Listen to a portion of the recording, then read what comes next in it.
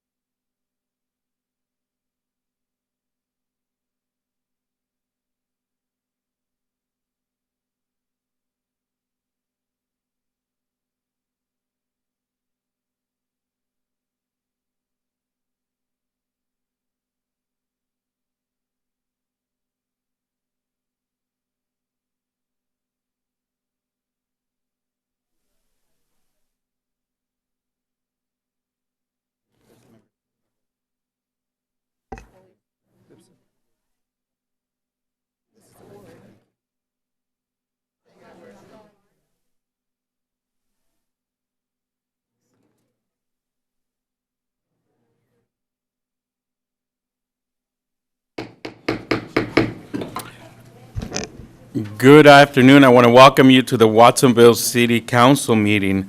Can I get a roll call, please? Clark, Present.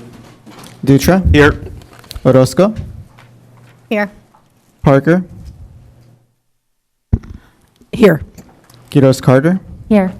Salcido, Here. and Montesino. Here. We have quorum. Thank you.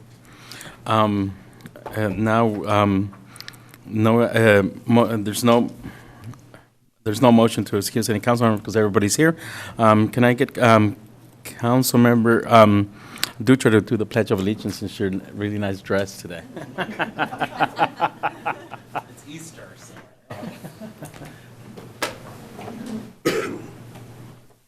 Pledge allegiance To the flag of the United States of America and to the republic for which it stands, one nation, under God, indivisible, with liberty and justice for all.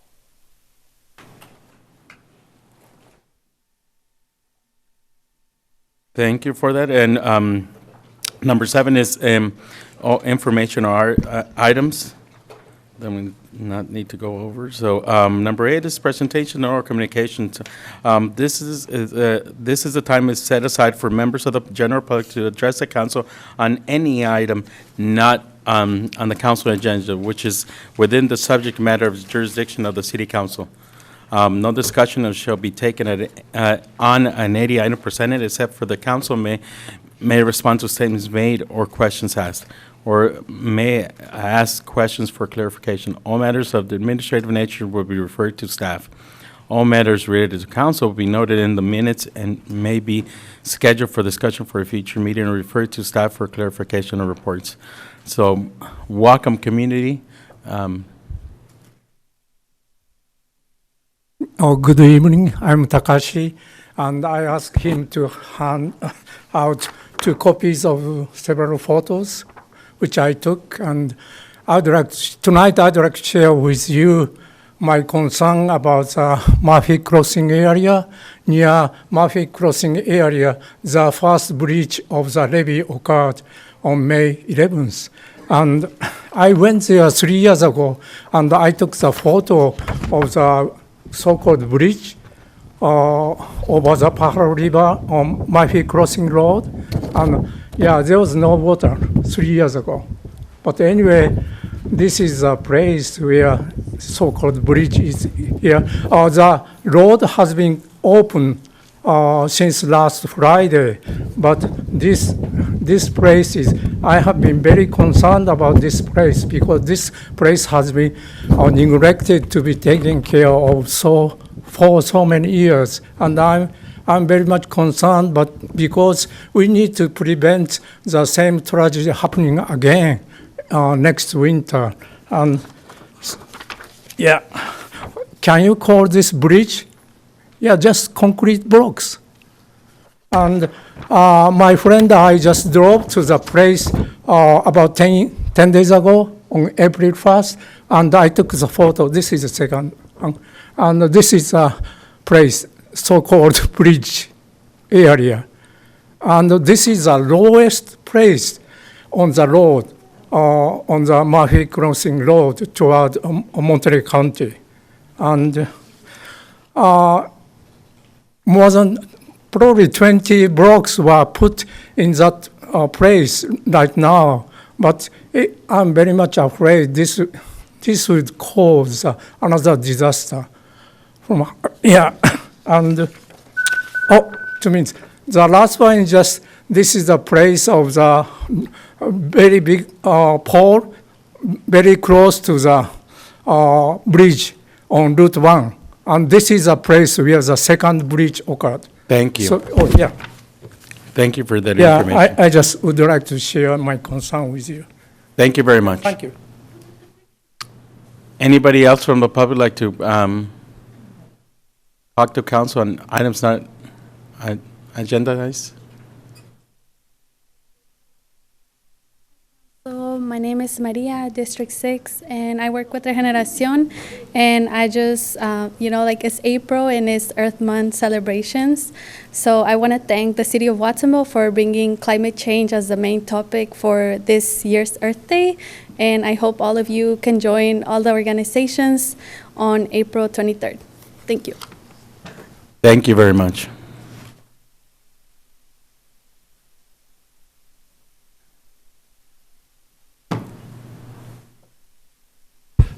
Good evening. My name is Andy Gonzalez. I'm here to talk about the flood of New Year's Eve. I was at Ground Zero. I live right in front of the 3 pumps on Attree Court and the generator. I've lived there for 12 years, kind of studied it. I have Carl Johnson, who I went to school with, played football with, and he taught me about him. Now, the evening, when the flood came in, it came in quick. Started at 6, started raising. I got my neighbors out. People were leaving in canoes at 8 o'clock. The pumps were running because I went out and checked them. The pumps are quiet. They just make a whirring sound, and you can see the water twirling around the drains. But at 9 o'clock, something happened. The water hit the pump. There were no bags. There was nothing to protect that pump. And the water kept rising until 11 o'clock. They told me the pumps didn't fail, but on Monday, there was an electrical truck there for 5 days, 8 to 10 hours, doing something in there. I went and talked to electrical engineers, something stopped. It stopped. So I'm here to tell you, we got to take care of our elderly. You know, that night, there were only 5 people on duty. December 26th, we had the biggest rain ever. We knew it was coming. Somebody told me, we didn't know big rain was coming. Yes, we did. We knew the rain was coming. We were all packing stuff away. But the city let us down. They didn't protect the pumps. And I want to get some reports. I asked for a SCADA report. We just didn't have enough people on duty. Thank you. Thank you.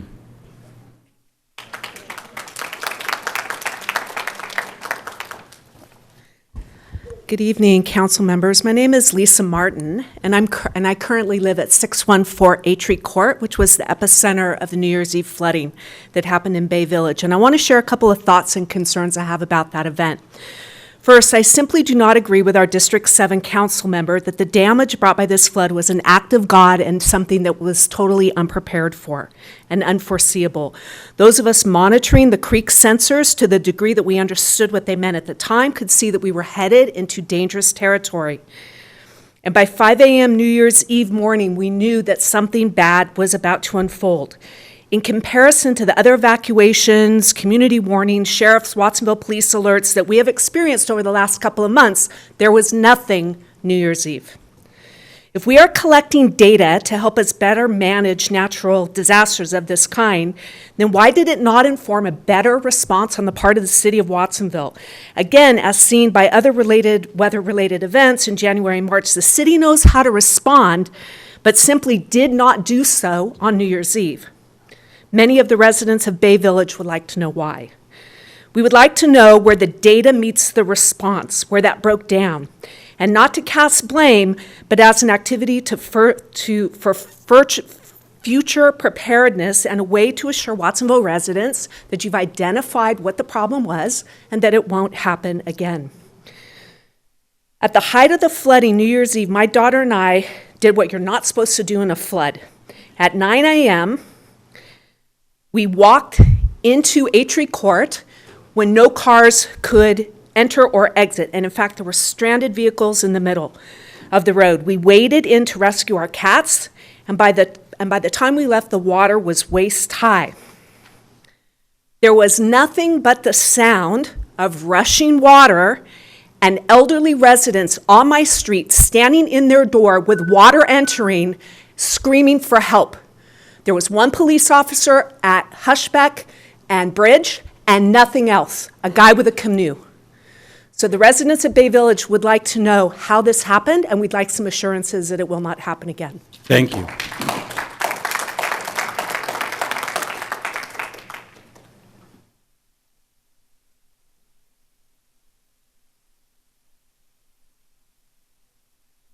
council members. My name is Robin Spring. You've heard from me already. The night of, I guess it was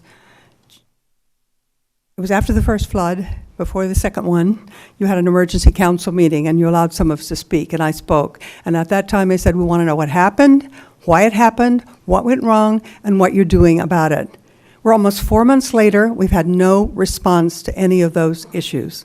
We want to know, we want to hear. We don't want to just be told everything was fine, we did a great job once we got on board. Yes, you did. But there was a lot of things that weren't prepared for. And over that period of the 3 months between January and New Year's Eve, when we flooded in our garage, very little, but my neighbors flooded tremendously next door and had to live outside of their house for the last 3 months. In that time, my husband and I and some other neighbors, we noticed that there is a big drain on the corner of Village Way and Almond. I live on Suncrest. We have never flooded there. One of my neighbors has lived there for 25 years. He said, Suncrest has never flooded. Well, the night of New Year's Eve, we flooded tremendously. It was coming in, not from Bridge, it was coming in from the fields behind us. And this drain drains the fields. We asked that city workers, we finally got some city workers who were willing to clean that. I want to know who that belongs to, that drain, because once that got cleaned, and another drain, there were 2 drains that were cleaned, we did not flood again on Suncrest. We did not have water on Suncrest. So there's something, I'm just focused obviously on my very narrow issue, but there was some kind of maintenance issue, there's some kind of something that fell through the cracks about that drain. Because when it rained in the big rain in March, I believe it was, I went out to look, and the water was going like a river parallel to my fence. It wasn't coming in, it was going parallel to the fence, and there's a slight incline, and it was going down into the drain. It was 5 feet wide and about 6 inches deep. So please let us know what you're going to do in the future so these kind of things don't happen. Thank you. Thank you.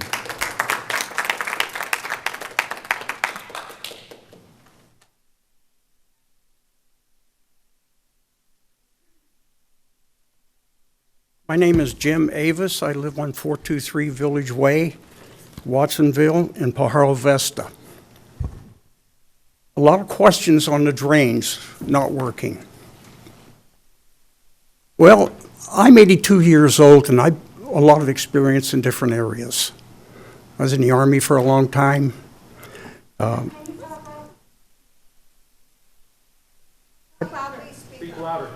Oh, okay. So I've been to a lot of things. I've been overseas a lot. I worked for different battalions, engineering, repairing tanks. I have a lot of knowledge and a lot of schooling. When you have water coming into our area, which Pajaro Vesta in the front was told to us when we bought the homes, those are buffer zones. If you look at my chart, the city says they're retention ponds. Those aren't retention ponds. Those are dirt pushed up from the ground to make a barrier. That's not going to hold water. Then you get into it and you go back from the pump, which was not running. When I went to that pump, the only thing that was running was a scavenger excavator-like. It picks up stuff out of the water, puts it to the side so it don't run the pump in there. I went over there after the first flood, and there was a pile about, this big, maybe a foot high, of scavenged stuff, junk. Where I'm coming from is, all these lines in that area come through our property. That's like putting 10 gallons of bull crap in a 5-gallon pail. You can't do that. It won't take it. Something's got to happen. So when that pump deadheads at an area, I don't know if it was 2 feet down, 4 foot down. Thank you very much, sir. It deadheaded. Well, when you get deadhead, there's only one choice. It can't go forward, so it back pressures. It went down and blew all the drains Sir, off of our roads. thank you very much. So, I didn't hear you. Thank you very much. Can I have somebody else's time? We can't do that. You can't do that. It's individual based. Okay. Well, then you're just like a bunch of soldiers. Go back to 1959, look that word up and see what it says. Thank you. Anybody else from the public?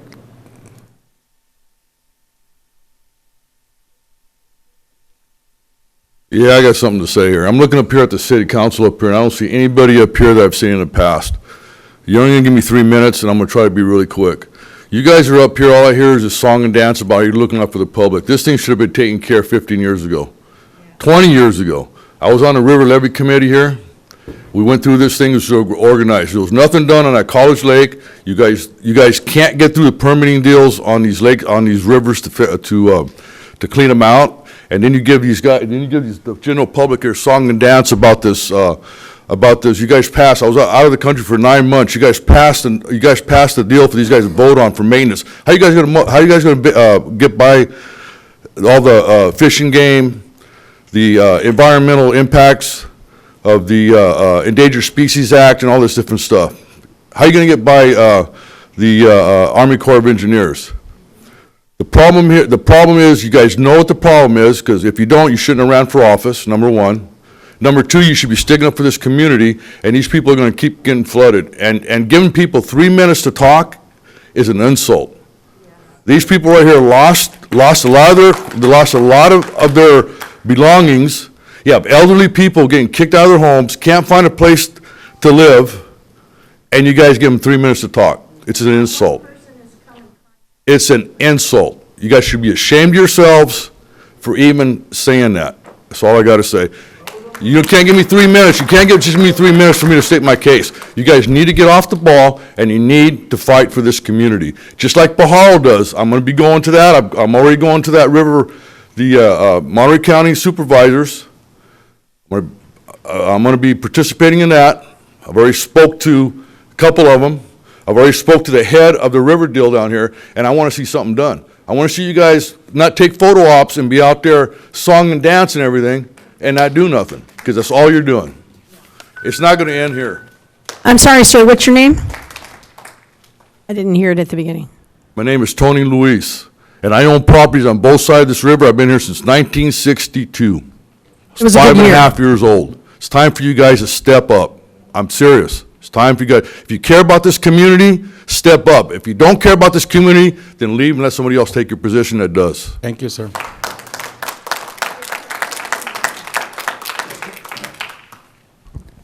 Hi, I'm Woody Rehanick. I live on Vivian Drive. What I wanted to say is I'm with the Campaign for Organic and Regenerative Agriculture, and the ag runoff that Robin was talking about and other people from Inbar and Yamamoto ranches, had that been an organic field, there wouldn't have been as much contamination coming into our communities. Fortunately, there was a cover crop, a healthy cover crop that was planted, which is one strategy that is very good for the soil. We'd like to discuss this further. You've invited us, CORA, the coalition, Mr. Mayor, it will be 2 weeks from today at 6 o'clock, right about now, to have a workshop with you on how we can reduce pesticides by our neighborhoods, like our senior neighborhood, and around schools in the district. Thank you very much. Thank you.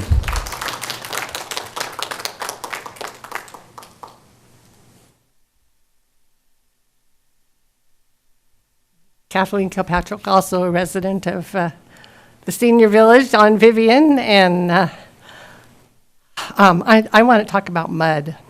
So on New Year's Day, I was studying the hydrology of the Pajaro Valley, which is quite interesting, and I kind of got a sense of how the water was running down Corralitos Creek, which used to be the main stem feeder for the valley before the river jumped in 20,000 years ago.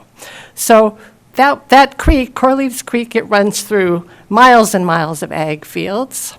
It runs through the edge of town, and on New Year's Eve, it ran through a bowl through Ryder Berry Field and into a plugged drain. It jumped into the street, and it ran down Bridge Street, around Vista Montana and into our neighborhood, where it spread out and went in all directions. It brought mud with it. In that mud was not only recent agricultural chemicals, but also historic chemicals like lead arsenate and organochlorines, which have been there for years and last for years. It also brought everything that was on the street. People were concerned about the mud. Even city staff was concerned about the mud and told us, don't dispose of your sandbags improperly because they might be contaminated. So I've been asking ever since, who's going to look at that mud that left behind the residues, which is going to turn into dust soon, and find out if there are residues? It might be reassuring, or it might need information and precautions, but I think you can take an advocacy role there and get some studies done so that people know whether all the dirt that's in their gardens, that tracks into their house, that they're going to be breathing into their lungs, is contaminated and is safe. That's one thing you can do, and you can do it right away. It's overdue. Thank you.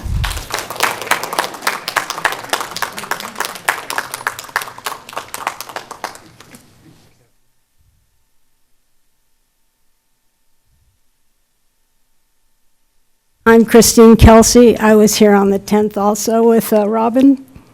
And Salcido, is that your name, last name? Thank you. I took your advice and I applied for insurance, an insurance claim. When I came here, I thought my costs would go between $30,000 and $50,000. Right now, they're at $89,000. On day 10, we decided we have to pull out the kitchen cabinets. We were 3 inches underwater in the house. There might be mold in there. There was definitely mold all through there.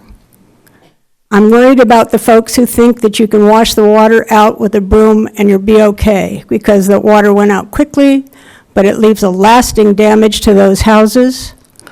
One lady walked by and she lived on Almond. She had just sold this gorgeous house. Late February, I think it was. She sold it under the fact that her house had not flooded, but there was now a reputation. She said that they lost $45,000 in the deal because of the flood. My neighbors are telling me their flood insurance, even though they didn't make a claim, has been canceled when it comes up again, because we now live in a flood district. So you have to go with the federal flood, which is sometimes as much as $600 to $800, even $1,000 more. There's a huge loss to these people. And I have to tell you, my overriding feeling when I was here on the 10th, I left here thinking, wow, all the things that Watsonville did for us, the 70,000 sandbags, all the volunteers, the cut rates in the hotels, somehow I felt lied to. That the pumps were working. That's what we heard from Ari. The pumps were working. Andy says they weren't. Andy lives next to the pumps. Please be straight with us. We know things that happen. Robbins, thank you. Thank you.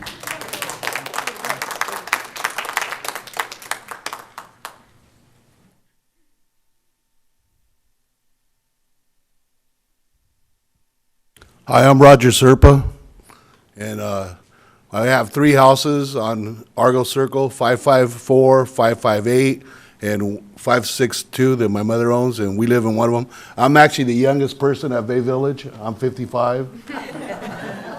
And I actually called Ari. I know a few of the councilmen here, and I have a lot of respect for everybody. I'm not here to attack nobody.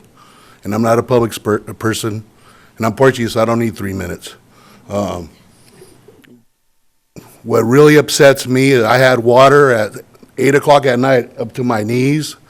We lost our cars.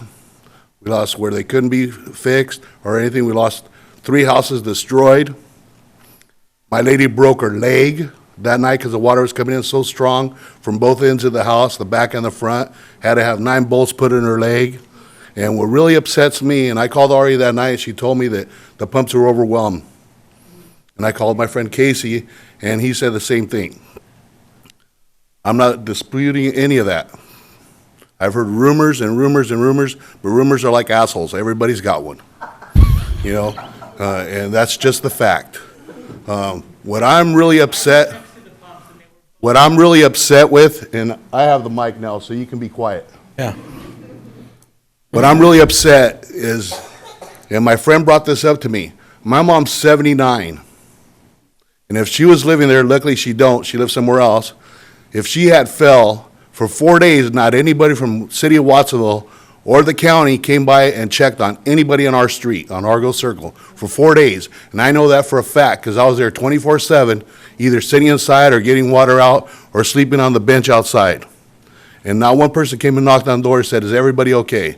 The first time I saw anybody on that street was on Thursday at 4:30 in the afternoon, 2 young guys walking around with volunteer jackets on, handing out flyers about getting sandbags. So I'll end with this. You know, if you are representatives, I want to know why you're not representing the people, because you're elected by the people, for the people. Thank you.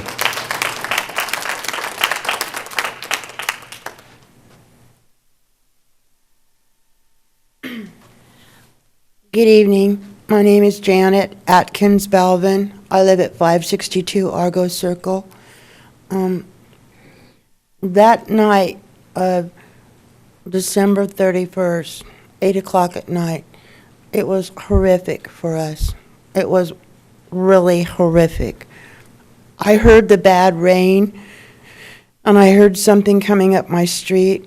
I live down the street from Argos, off of Hushbeck. And I saw a wave of water coming down the street. I was in shock. I didn't know what to do. My husband passed away and I'm alone. I'm 71 years old.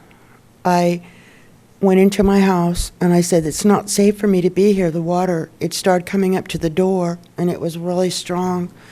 And so I called 911. I said, I need help evacuating. I need help. You know what they told me?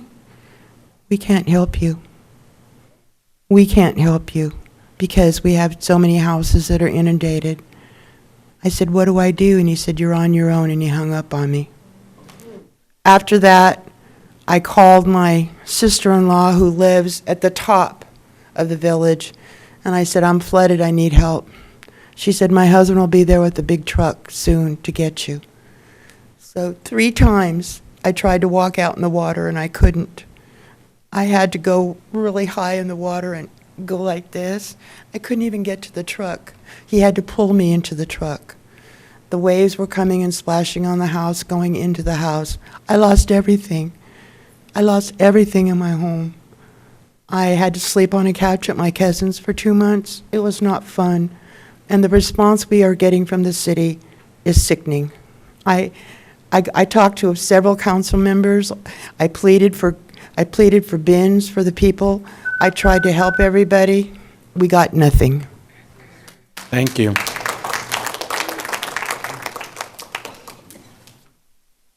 Anybody else from the public before I close it up?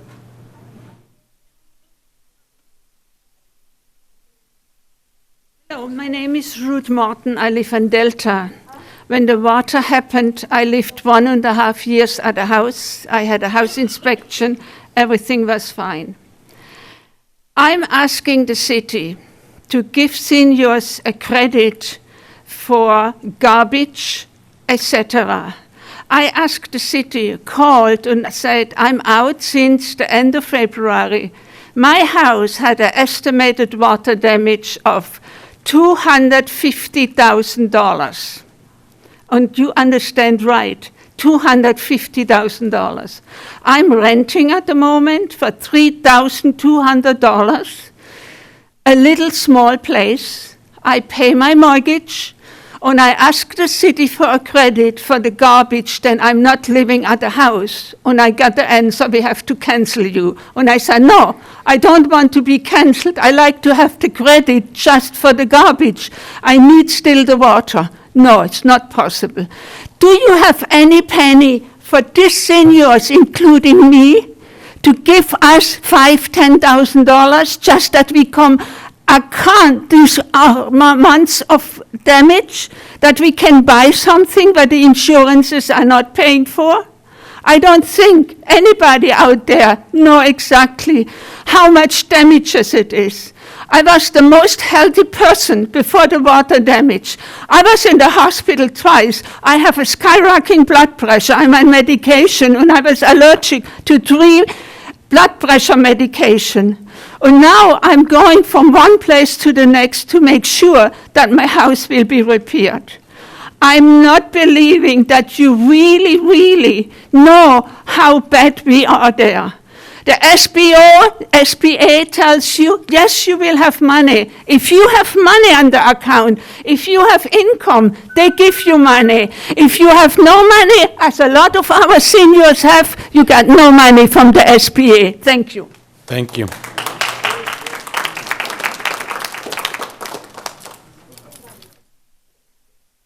Hi, my name is Patty McKenna, and I live on Mackenzie, just at the very edge of the flood zone.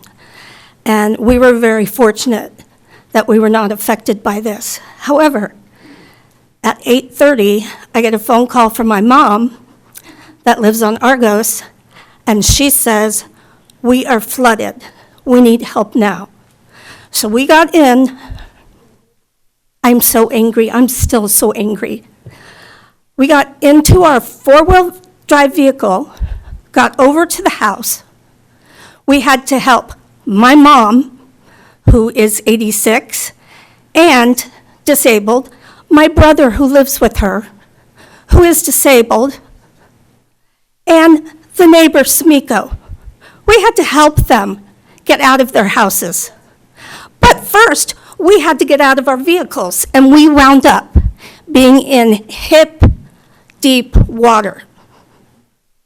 And the thing that I'm angriest the most was all the times my husband called the police to get help, and they kept telling him that, "I'm sorry, we can't help you. We'll call you back if we find somebody that can come over there." So finally, we see 2 police officers walking down the street, and they went to the other side of the street. And yes, they had damaged everything, but we were in hip-deep water. And the neighbor got into his boat, put his dog in it, and paddled away, which was great. We're happy for him. But what about these people? I was supposed to be away that night, and we decided to stay home. If we had been away, who would have helped my mother and her neighbor, who have no one else? Thank you. Thank you.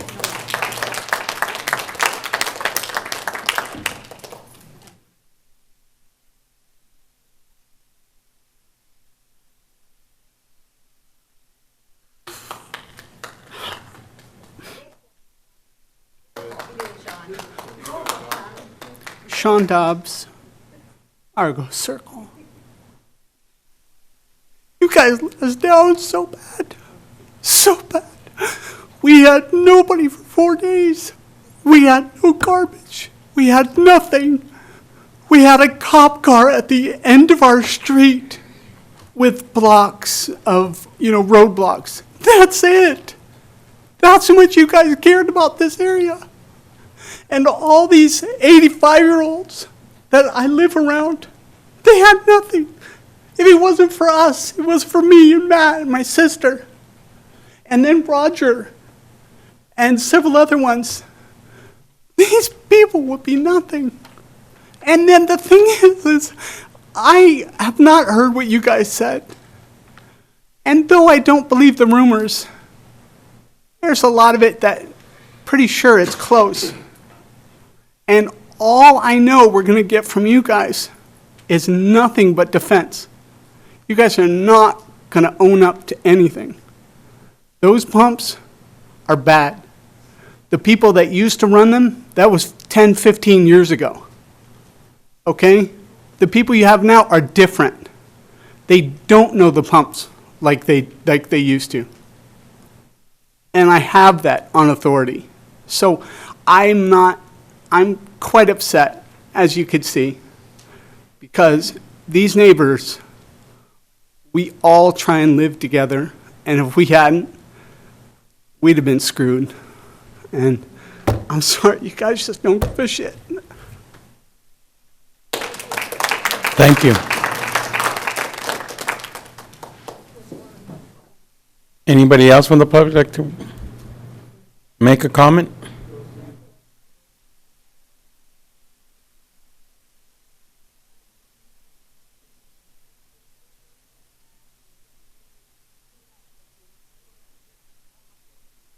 Tallest from Bay Village and the shortest. There we go. I'm from Bay Village, yeah, and I'm from also Okinawa and Japan. Probably some word is maybe hard to understand what I said. I don't know. But first we had for flood. We never all together. Probably you remember from my face. They have put in even newspaper. They joking about me. We are already movie star. They just joking. But we are Agosoko all the way to house. And cannot use for floor, carpet, or we have to take it out. Some people, they can afford, yes, but some people not can afford. What are they going to do about it? If some city, little bit more tension, I told them one time, break it down towards the ocean for a baby. Break it, baby, maybe, and the strawberry patch is doing it, but the other people help. You can, they said those are private property, no can do that. Why not? Save for a human's life. You can pay for, everybody, they don't mind pay for. People, they don't mind pay for. If you do this for bottom down to for towards the ocean for levy, never be that bad for flood. You can pay for later. You can explain to farmer why.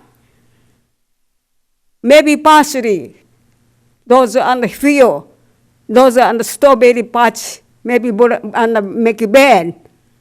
But those farmer, good worker, they can do for 5, 6 months later, come back all kind of strawberry, all you can eat. That's what I think. What is that? Anyway, I'm from Agasoko, 546 Agasoko. All of those Agasoko people, we couldn't for drain all we can try to do when it start to rain. Thank you I very know, much. but I gonna tell about it. I'm 30 years. 30 years I'm this country. You know, they not work hard enough. Thank you very much, ma'am. Not work hard enough, I think. Thank you very much. You don't want to hear, huh? It's all right. We are. The other people over here, for, just like Sean, just talking about it. He Thank you. worked for hard for those days and now Thank you, fix ma'am. the house. All the loan.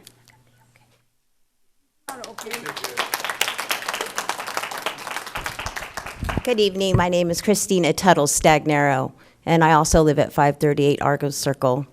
A little bit younger than you, Roger. I'm here to speak of all the people that are there. And the night that it flooded on New Year's, I got there the day after, and it was horrific. It was just mud everywhere. There was hypodermic needles in my backyard that I have never seen before. And I was calling the police to also ask for help and got denied. There were young kids going through our neighborhood in four-wheel drive trucks, which caused a huge wake that knocked our garage doors off. I was one of the homes at the home, I think there was 4 of us, but we continued to call and we didn't get any help. So we were told that all of the employees were on holiday vacation. So we were out there just helping the elderly, me and my friends, help them move out of their stuff, get whatever they could, belongings they could. But just to go and let you guys know, it was a really bad situation. And I really hope that you're hearing what these people are telling you today, because it was really bad, and they do need help. So please listen. Thank you.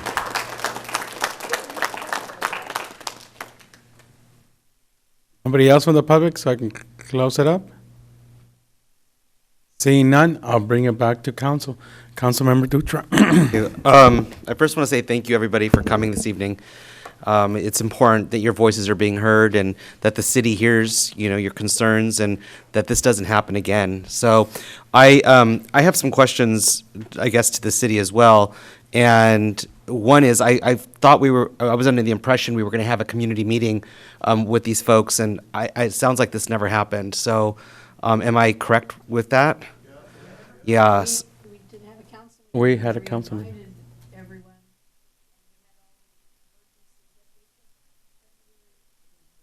Yeah. Were they notified? Because it's.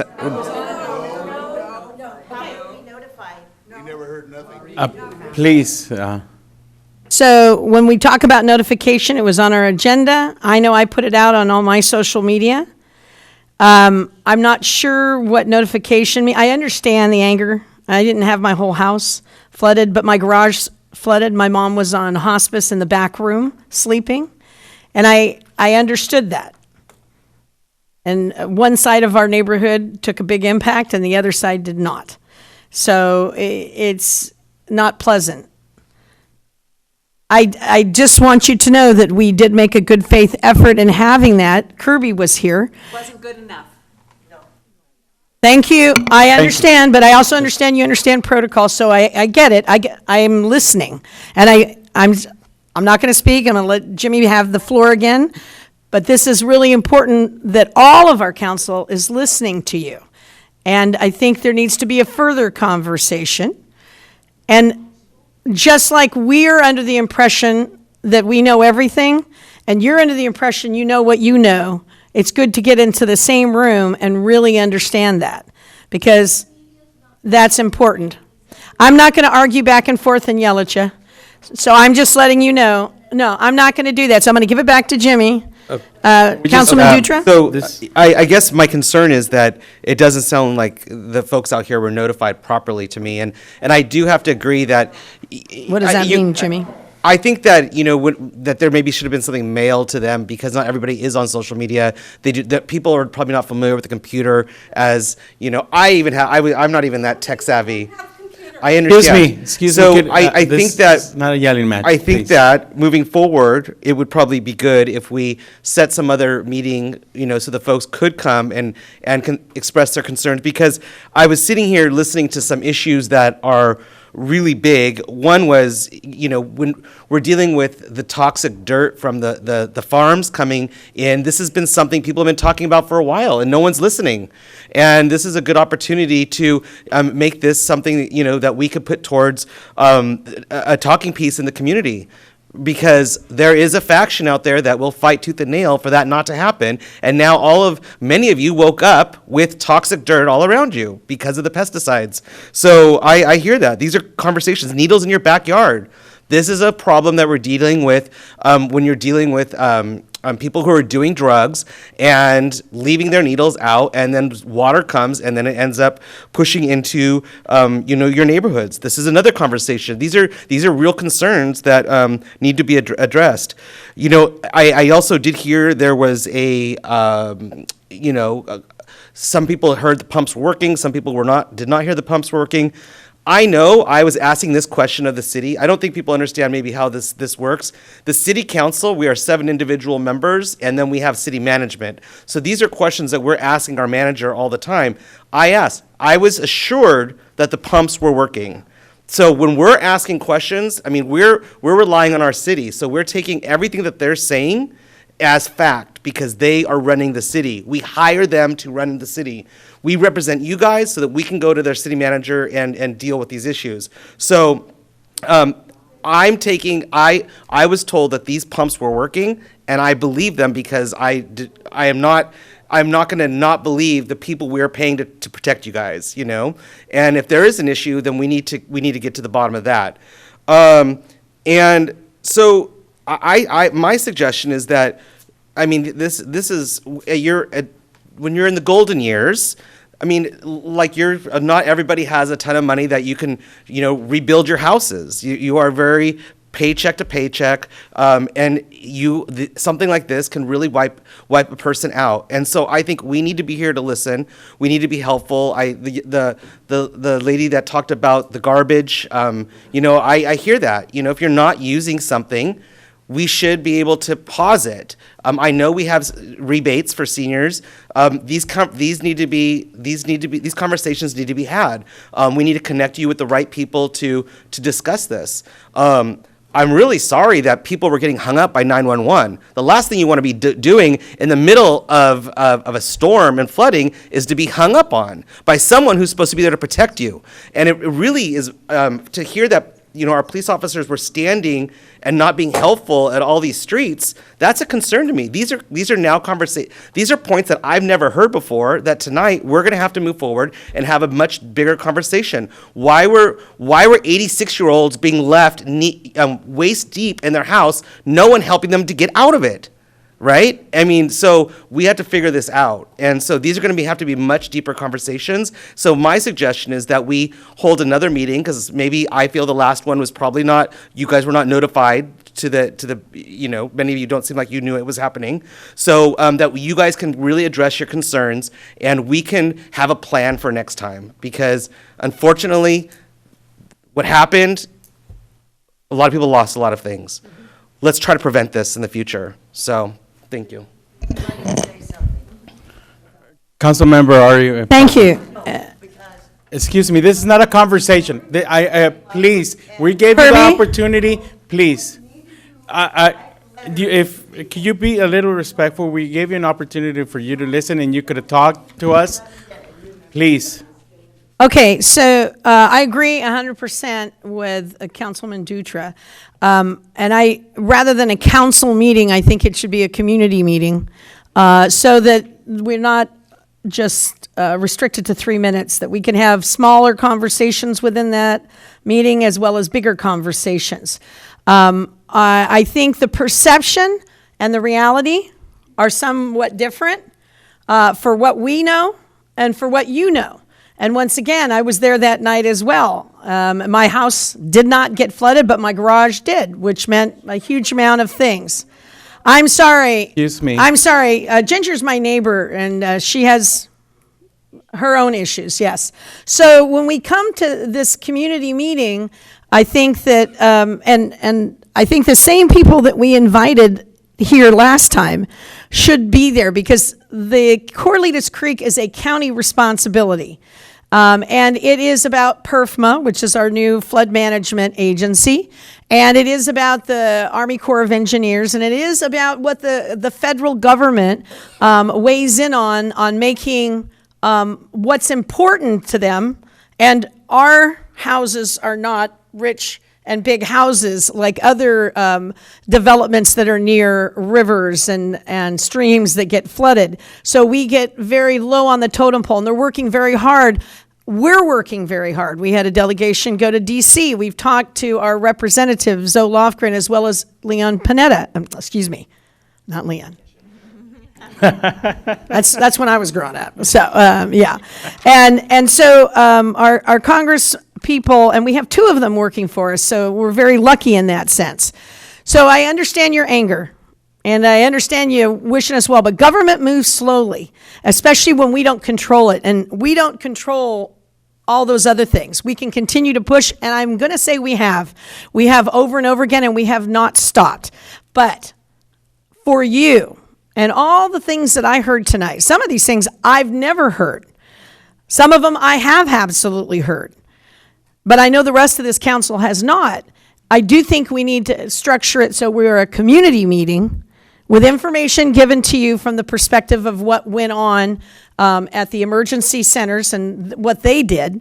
And they need to hear, absolutely need to hear. We were just talking about that, about distress. If they were in overwhelm, what did they think we were in overwhelm? And so when you call 911 or you have a warning system, we talked about it here, our fire and police.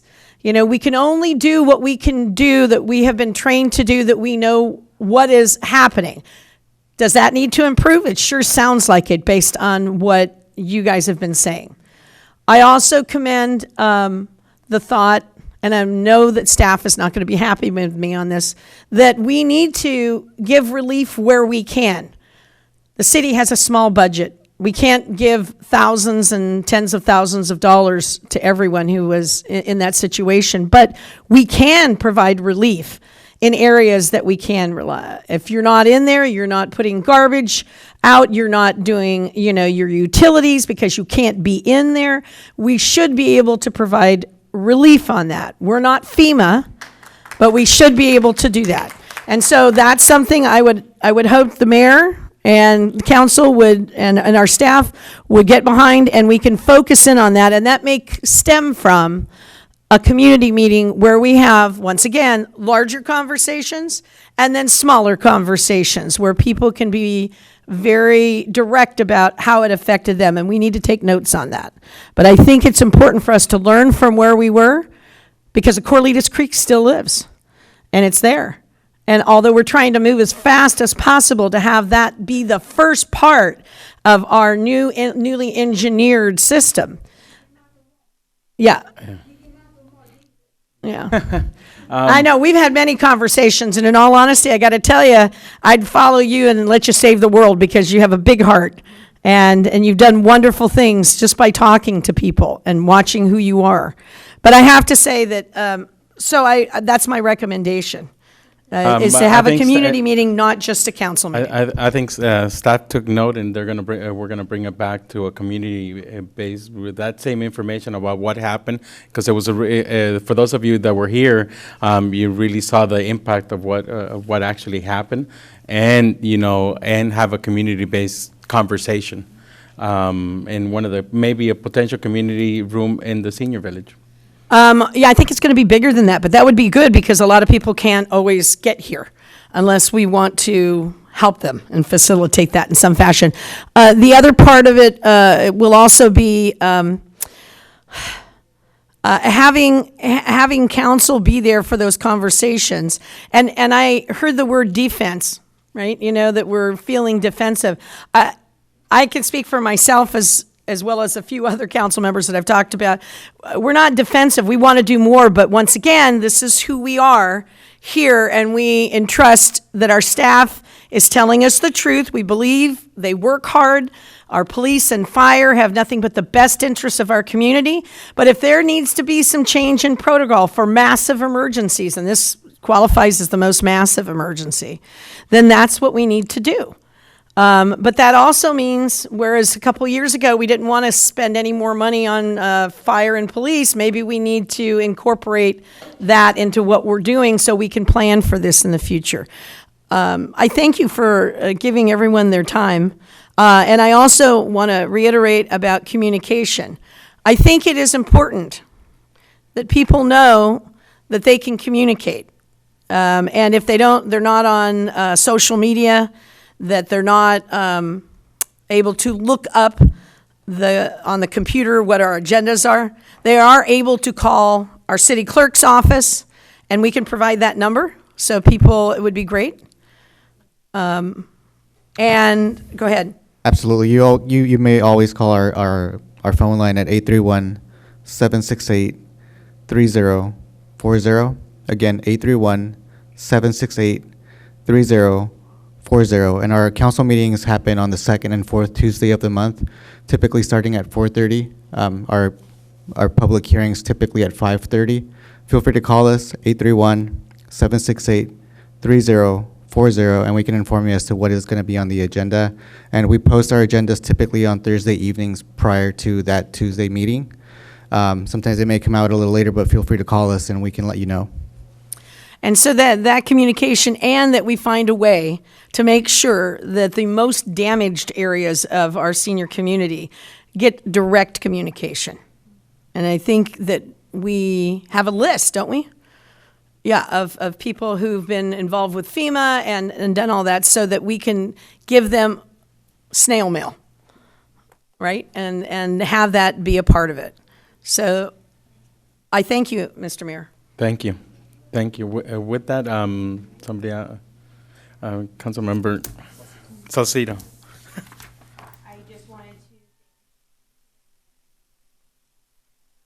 People say they know how you feel. I don't know how you feel.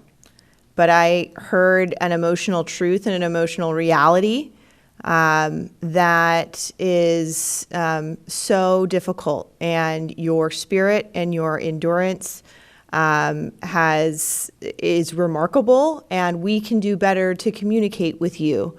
One of the things that I promised on the 10th was I was interested, as you said, about where the data meets the response. And as soon as this meeting happened on the 21st, I was really shocked that we didn't have the community there.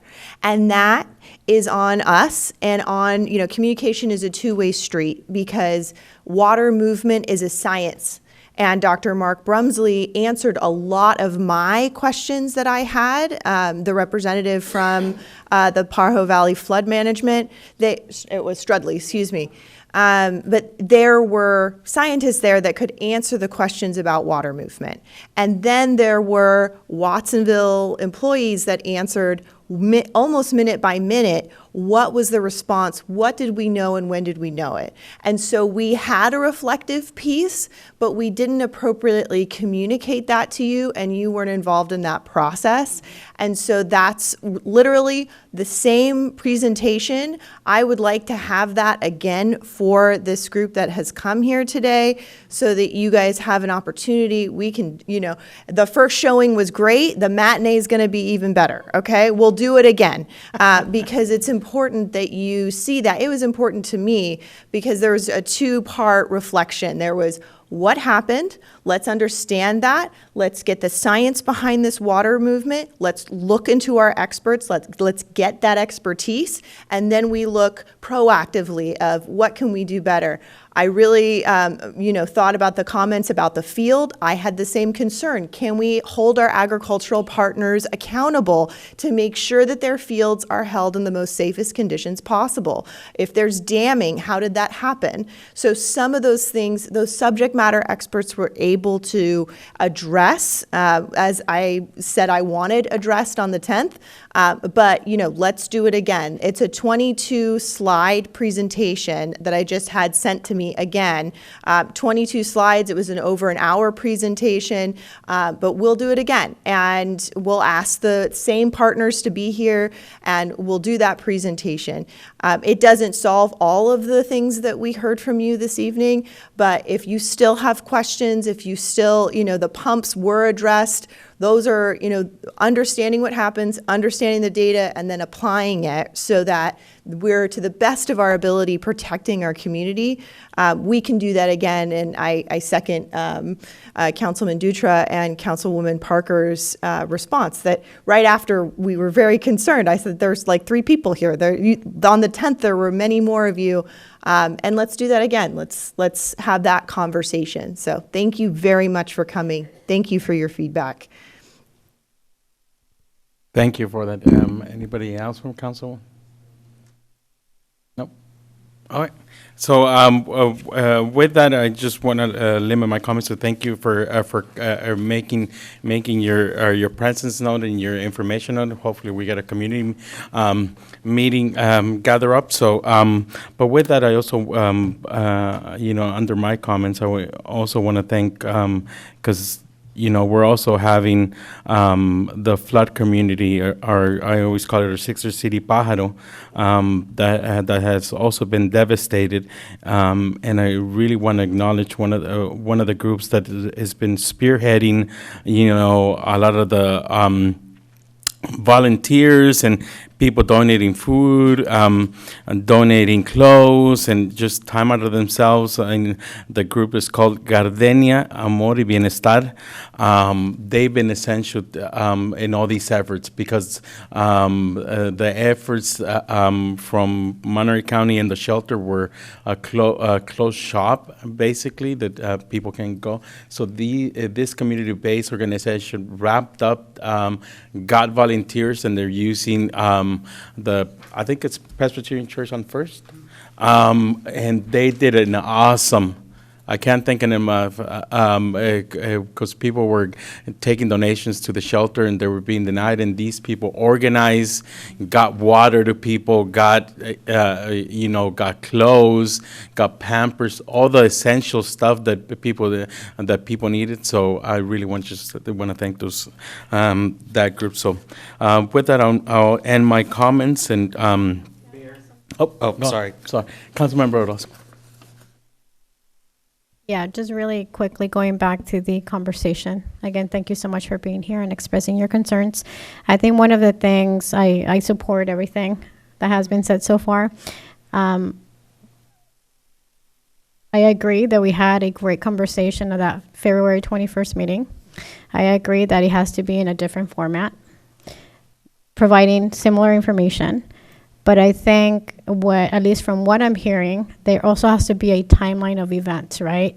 As far as what the short-term remedies are and what the long-term plan is and the timeline for that. And in addition to that,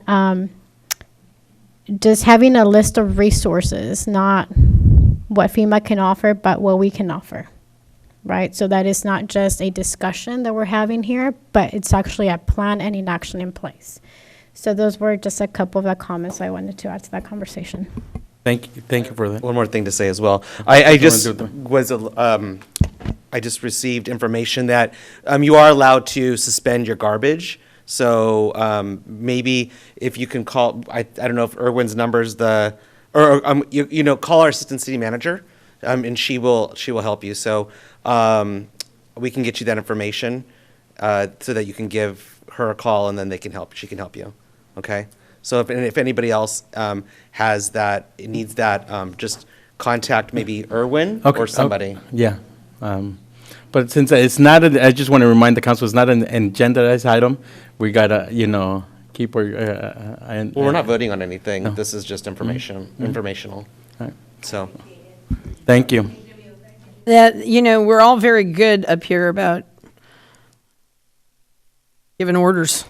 And and that doesn't always come to fruition because there's government and there's rules, and we didn't make them. State of California makes them, and we have choices within those parameters.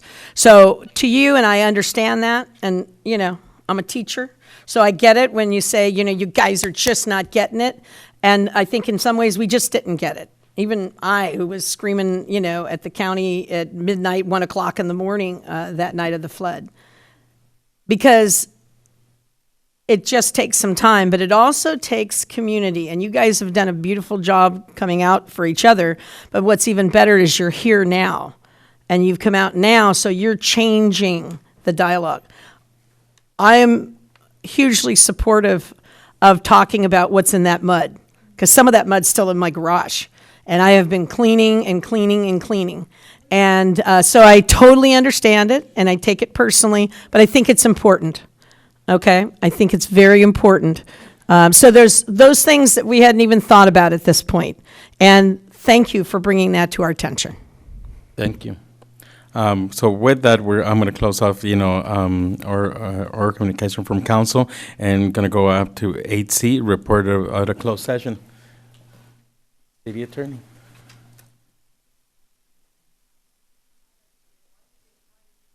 I want to thank Christine out the email to all the residents of Bay Village. That's why all these people are here. Good evening, Mayor and community members. We had a closed session on the item on the agenda, and no reportable action was taken. Thank you for that. Now, report to council, no action required. 9A is the city manager's update report. Yeah, Mayor, council members, very briefly. Couple items coming up. You got the pesticide workshop coming up at your next council meeting, which actually is going to address some of the discussion about the mud and other areas. And I'll work with the mayor to schedule the community meeting, and obviously try to make sure that it fits your calendar and your timeline.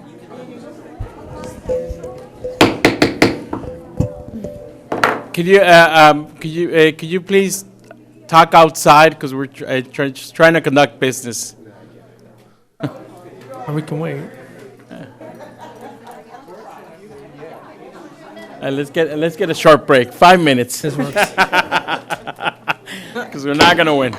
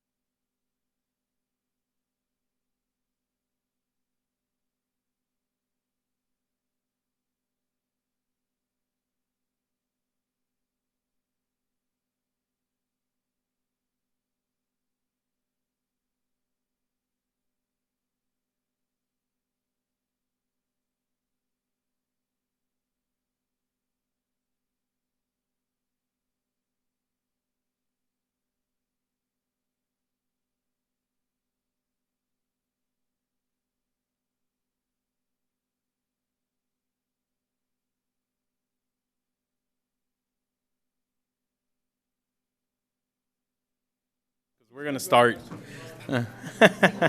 I know the mayor of Bridge Street is.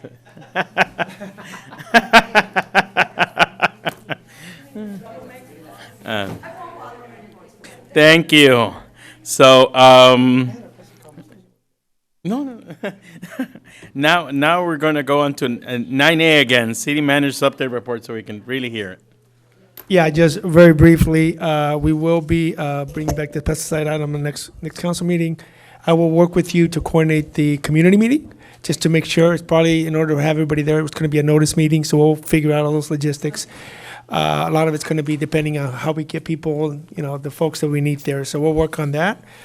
And that's kind of all I have for right now. Can we do the meeting in their village? I will try to make it work as much as possible. Because even if there is overflow, we can open the side doors, people can be outside, right? We will try to make it work. I'll work with them to see if we can get something done, all right? I would think, knowing how many times I've had meetings there, it's not enough room. Because this, it would have to be a larger venue. And if they don't want to come down here, maybe we could talk about, helping with the bus, a van, or whatever, do a pickup and then take home. So that people could come if they don't have cars. So here, I will work with staff to make, logistically, the goal is to have the meeting attended by as many people that want to attend it. So we'll make that work. Okay. With that, we're, after those comments, we got number 10, consent agenda. Yeah. Anybody? Oh, sorry. Oh, I thought that was oral communication. We did. Now you always want to talk more? I got a different subject. It's going to be a quick 1 minute. 1 minute. I'm going to go back to oral communication from the council. No, I'm not. No. So you're needing something to say? I'm going to go from Saucedo down. Okay. You go, Saucedo. I attended the Latino Affairs Commission as an appointed member by this body, and I also was able to attend the COPA meeting, Community Organized for Relational Power and Action on the Housing Crisis. It was a well-attended meeting, organized into small groups where we listened to stories of community members who've been impacted by the housing crisis. Very well-run event, very thoughtful event, with some action planning developing with COPA, and I was very happy to attend and to learn more. Thank you. Councilmember Parker. Okay.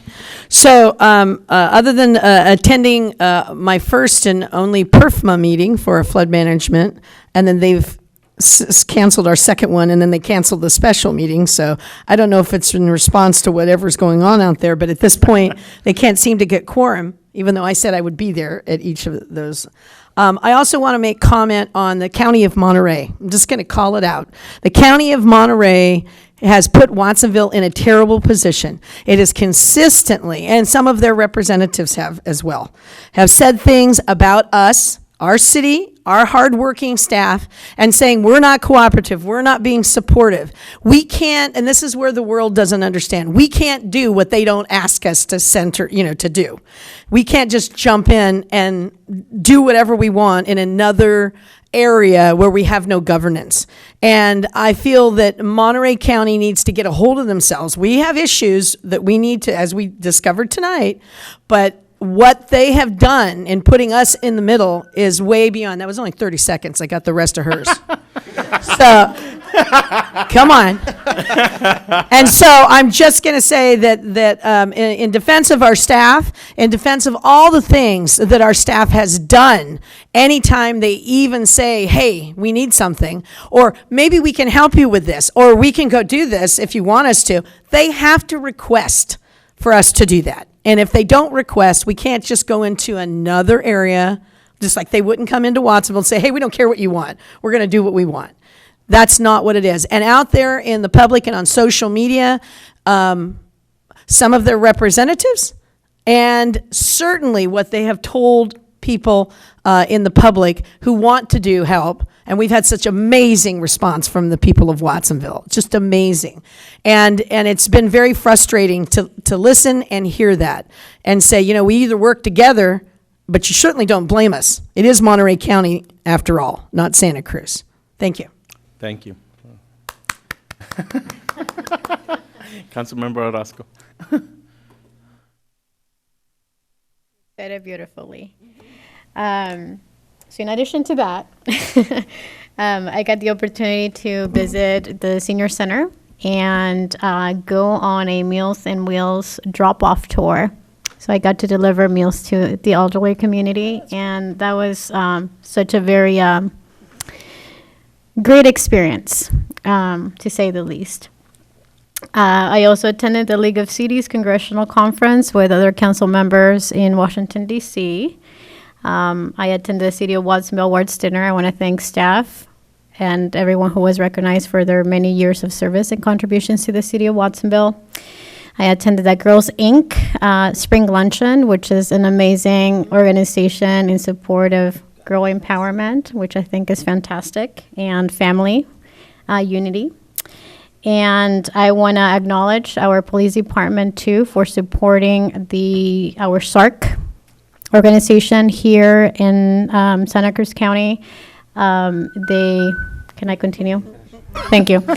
They're supporting Autism Month, and they're selling hoodies, which I just purchased mine today, in support of autism awareness. So as a mom with a child on the spectrum, I think that's just such a neat thing to do. Thank you. Thank you. Councilmember Dutra.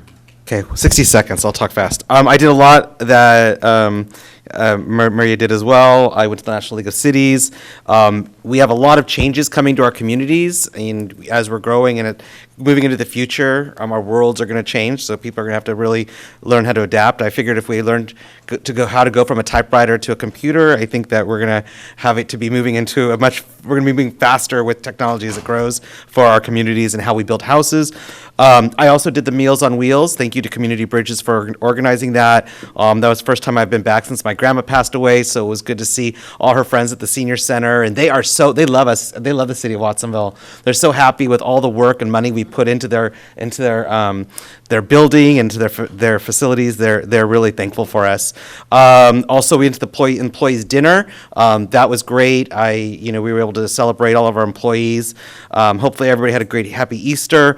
And I just want to also say too, it's really kind of crappy that the leadership in Monterey County is blaming us at the city of Watsonville for not being as flexible as they want us to be when the issue has been on their side for many years and no one has addressed it. So, throwing our staff under the bus and attacking them on social media is quite unacceptable.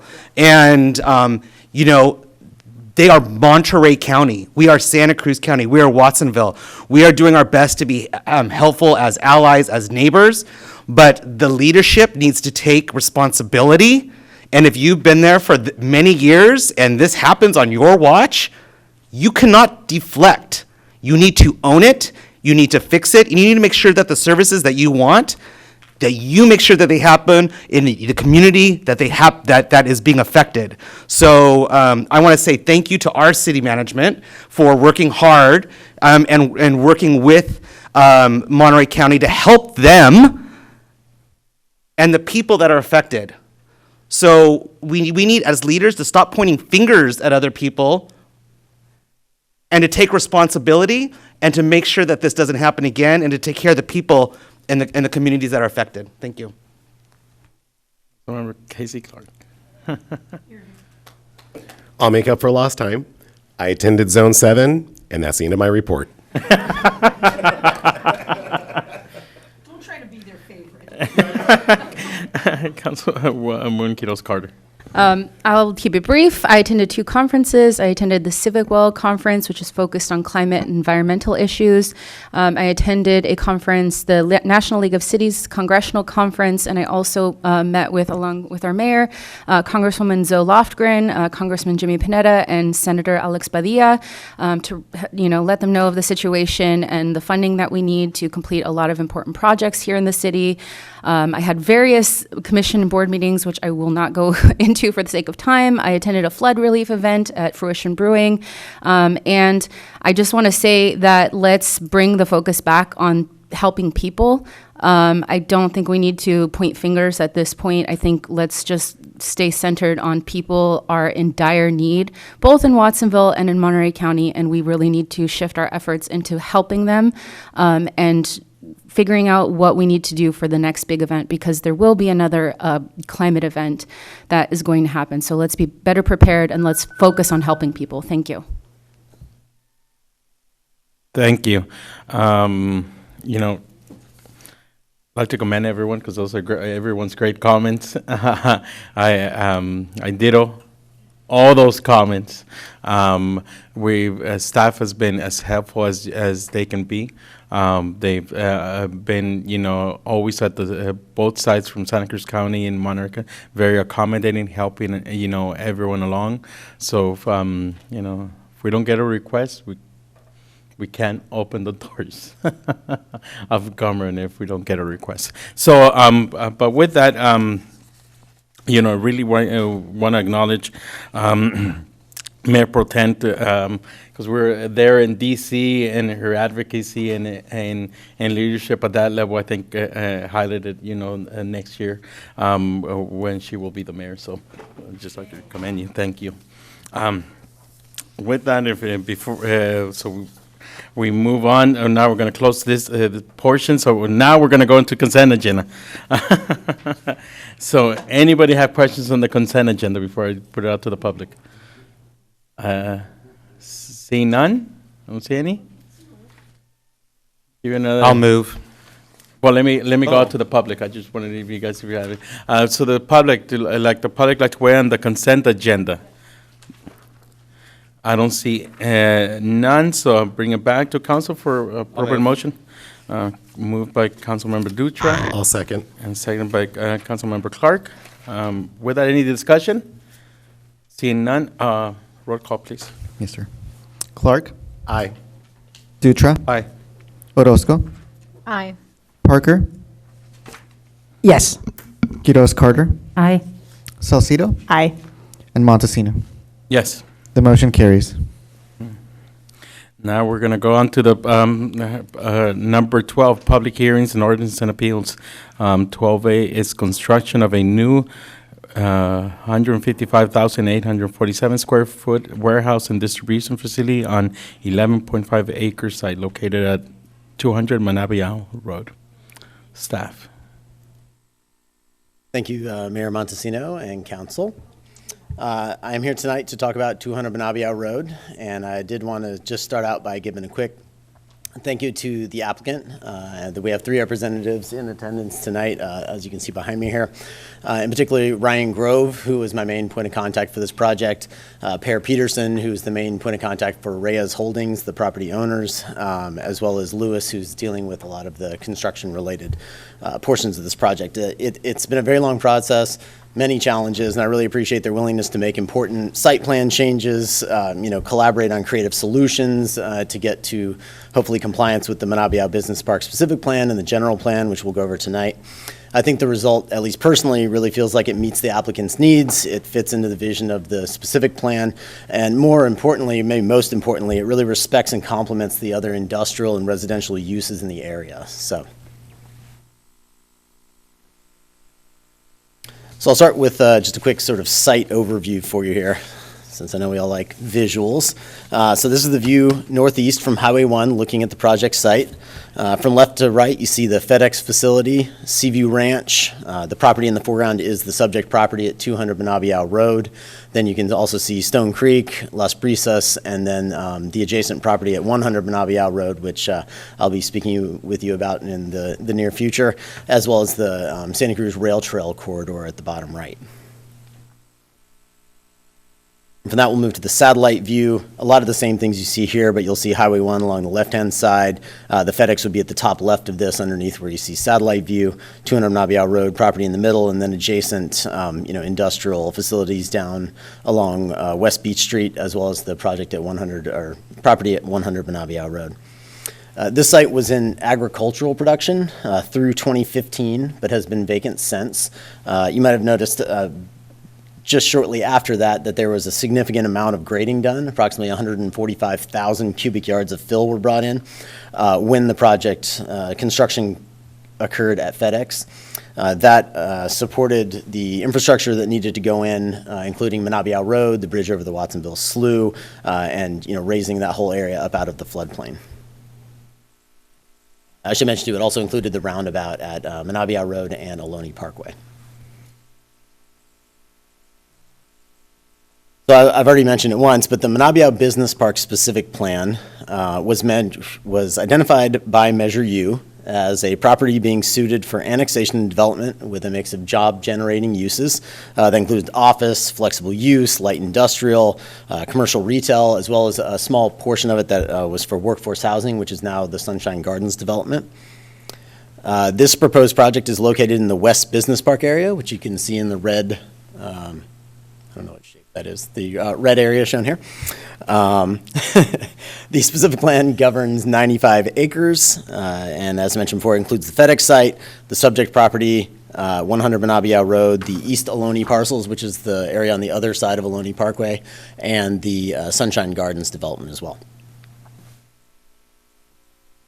The other component that I didn't cover in the presentation with the Planning Commission, but I feel like it's very, very important at this stage, is the Watsonville Slough Manabi Wetlands Restoration Project.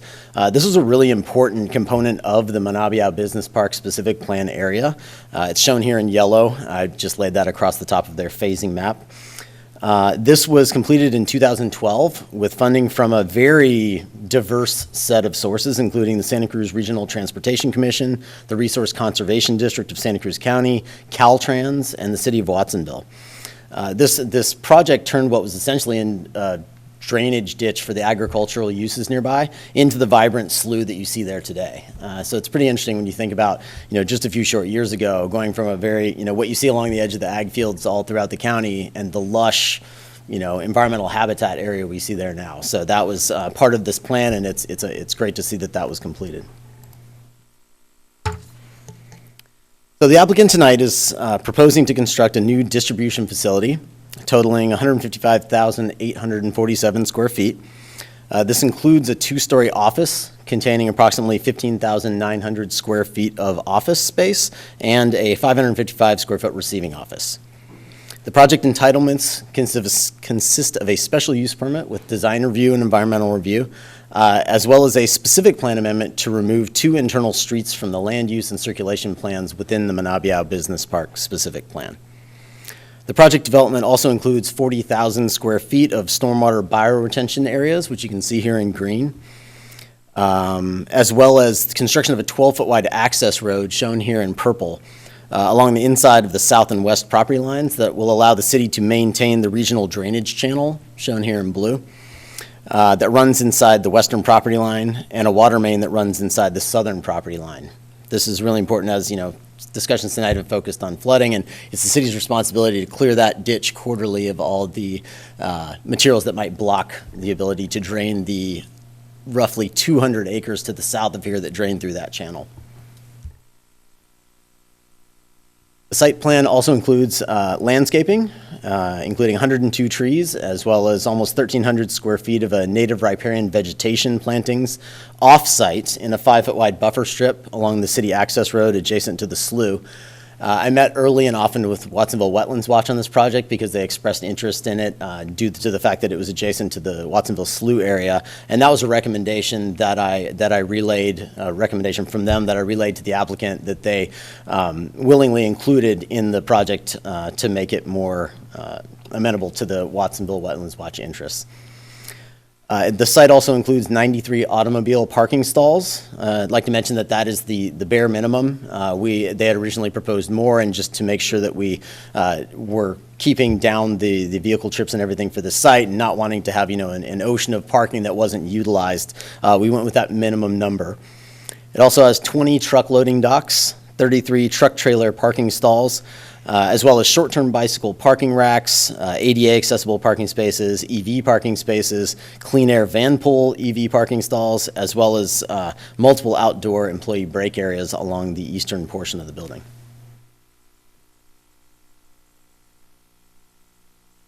So here's a couple of renderings of the proposed facility. The top one is from the northeast perspective, which shows the main entrance facing Manabiao Road. The southwest one in the middle shows the truck loading docks and ramp to the truck shop. This will be a portion of the view of what you would see from Highway 1 as you drive by, with, of course, a tree line in between to provide a little visual buffer. And then the bottom was the north perspective, showing the full elevation fronting Manabiao Road, which would be seen by residents, people walking on the slough path on the other side. So I'm not going to totally go into this because Per Peterson has a presentation he's going to give after this to go over the Reyes project from their perspective. But the property owner did acquire the existing Golden Brands business in 2020 and is proposing to invest in, grow, and modernize that business. The facility is currently located behind Saba School, and the operations there have outgrown the current facility, which is shown here, which is located at 270 West Riverside Drive. The refrigerated storage space, dock doors, and truck parking spaces are currently bottlenecks to safe and efficient operations at that location. And the new facility will hopefully alleviate those bottlenecks and provide a state-of-the-art operation within the Watsonville city limits. I'm not going to go through all this, but as you can see in the side-by-side chart, the biggest benefits here are obviously ownership versus leasing, significantly larger truck facility for the trucks, 18 additional truck parking spaces, 17 additional truck loading docks, et cetera, et cetera. Per will give a great overview of that after this, but lots of benefits to both the community and the applicant through this project.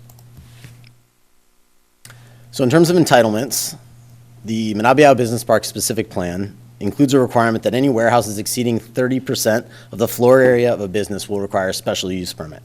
As you can see here from the red area, 90% of this floor area would be warehousing, so this project most definitely requires a special use permit.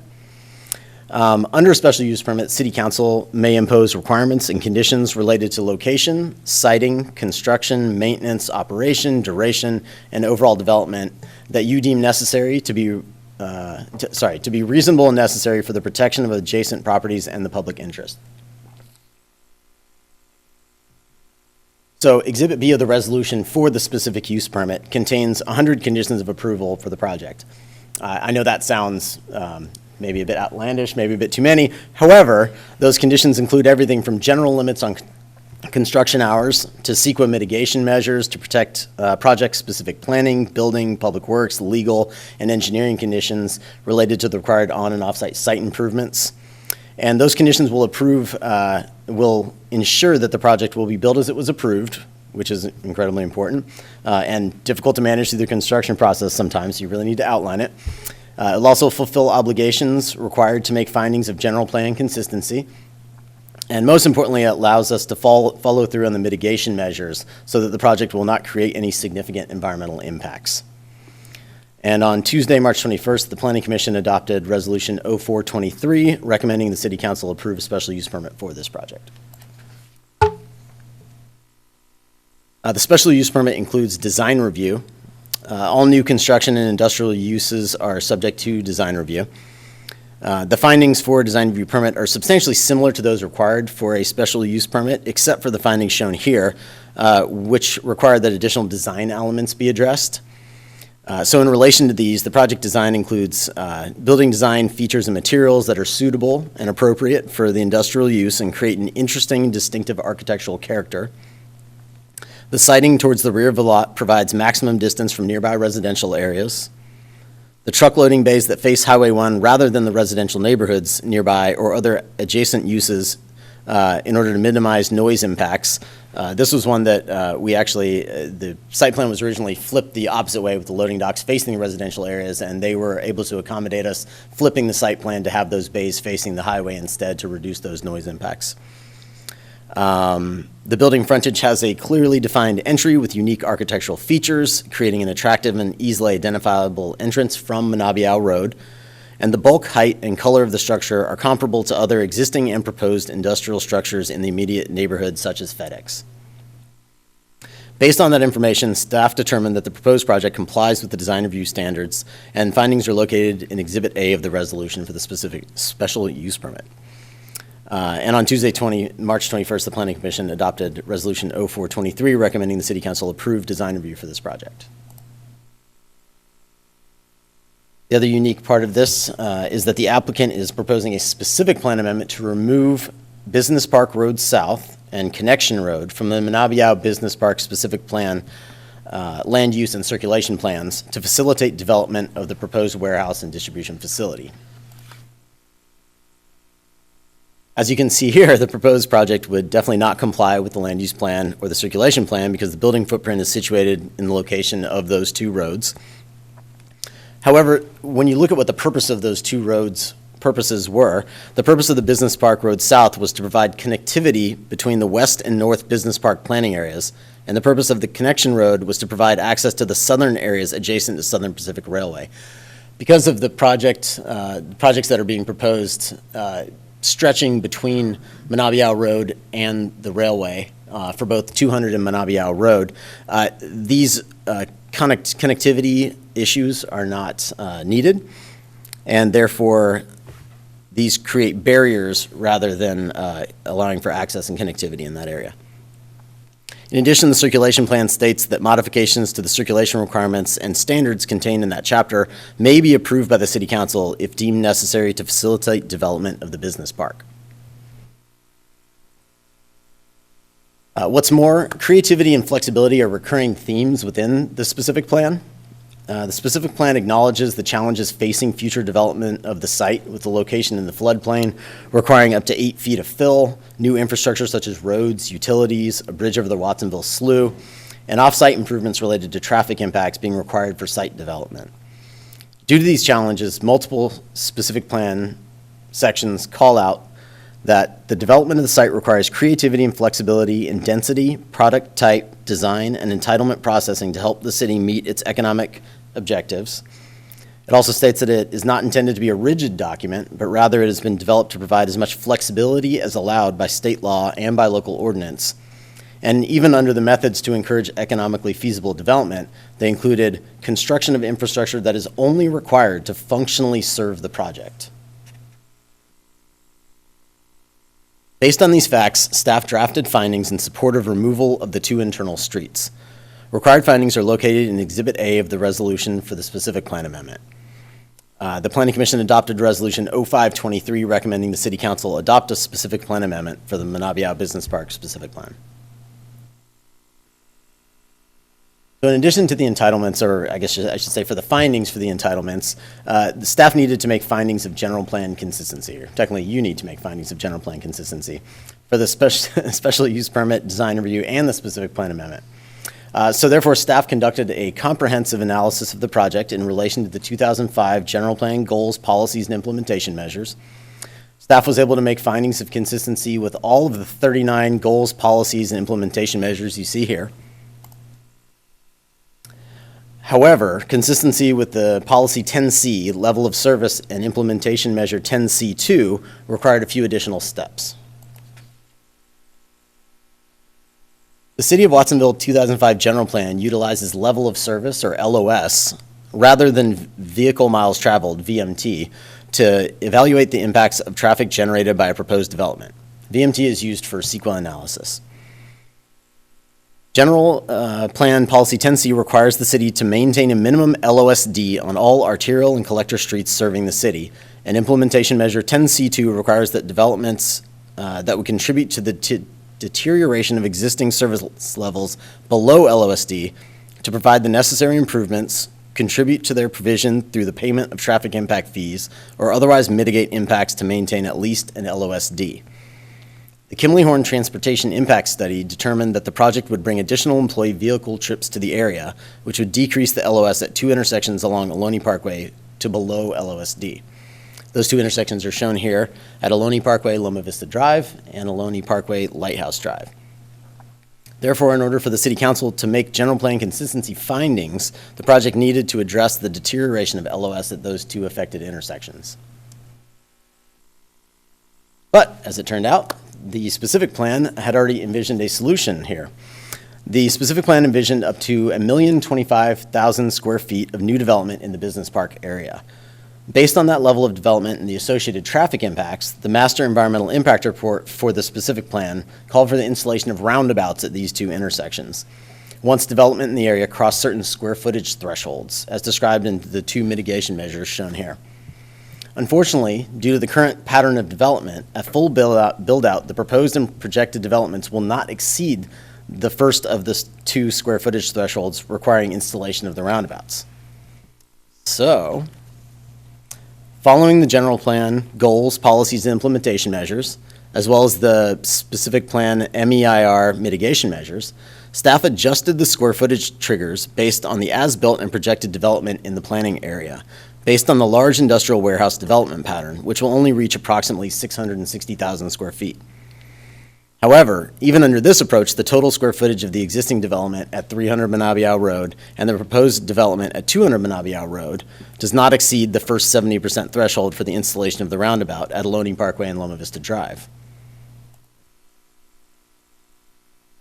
In order to distribute the design, construction, and funding of the 2 roundabouts in an equitable manner, based on their percentages of remaining development shown here, the 34% for 200 Manabiao Road, 38% for 100 Manabiao Road, and 29% for the 2 East Ohlone parcels, and expedite the design and construction process, the proposed conditions of approval require the applicant for 200 Manabiao Road to design the roundabouts for both the Ohlone Parkway, Loma Vista Drive, and Ohlone Parkway, Lighthouse Drive intersections, and pay fair share contributions to the construction of both roundabouts. Meanwhile, the proposed development at 100 Manabiao adjacent, which crosses the 70% threshold, will construct the Ohlone Parkway, Loma Vista Drive roundabout, and the future development of the East Ohlone parcels will construct, which will cross the 80% threshold, will construct the Ohlone Parkway, Lighthouse Drive roundabout. This approach complies with the applicable general plan goals, policies, and implementation measures. It reflects the intent of the mitigation measures of the Manabiao Business Park Specific Plan, MEIR, and most importantly, it minimizes traffic impacts of the proposed Manabiao Business Park Specific Plan projects on residents in the nearby residential neighborhoods. The improvement agreement for roundabout designs and fair share contributions is included as attachment 4 to the staff report. Water before I get into CEQA. Because it's dry, yes. So under CEQA, a public agency shall prepare a negative declaration or mitigated negative declaration when the initial study identifies potentially significant effects, but revisions in the project plans would avoid the effects or mitigate the effects to a point where no significant effects would occur, and there's no substantial evidence that the project as revised may have a significant effect on the environment. In this case, a mitigated negative declaration was prepared for the project by MIG.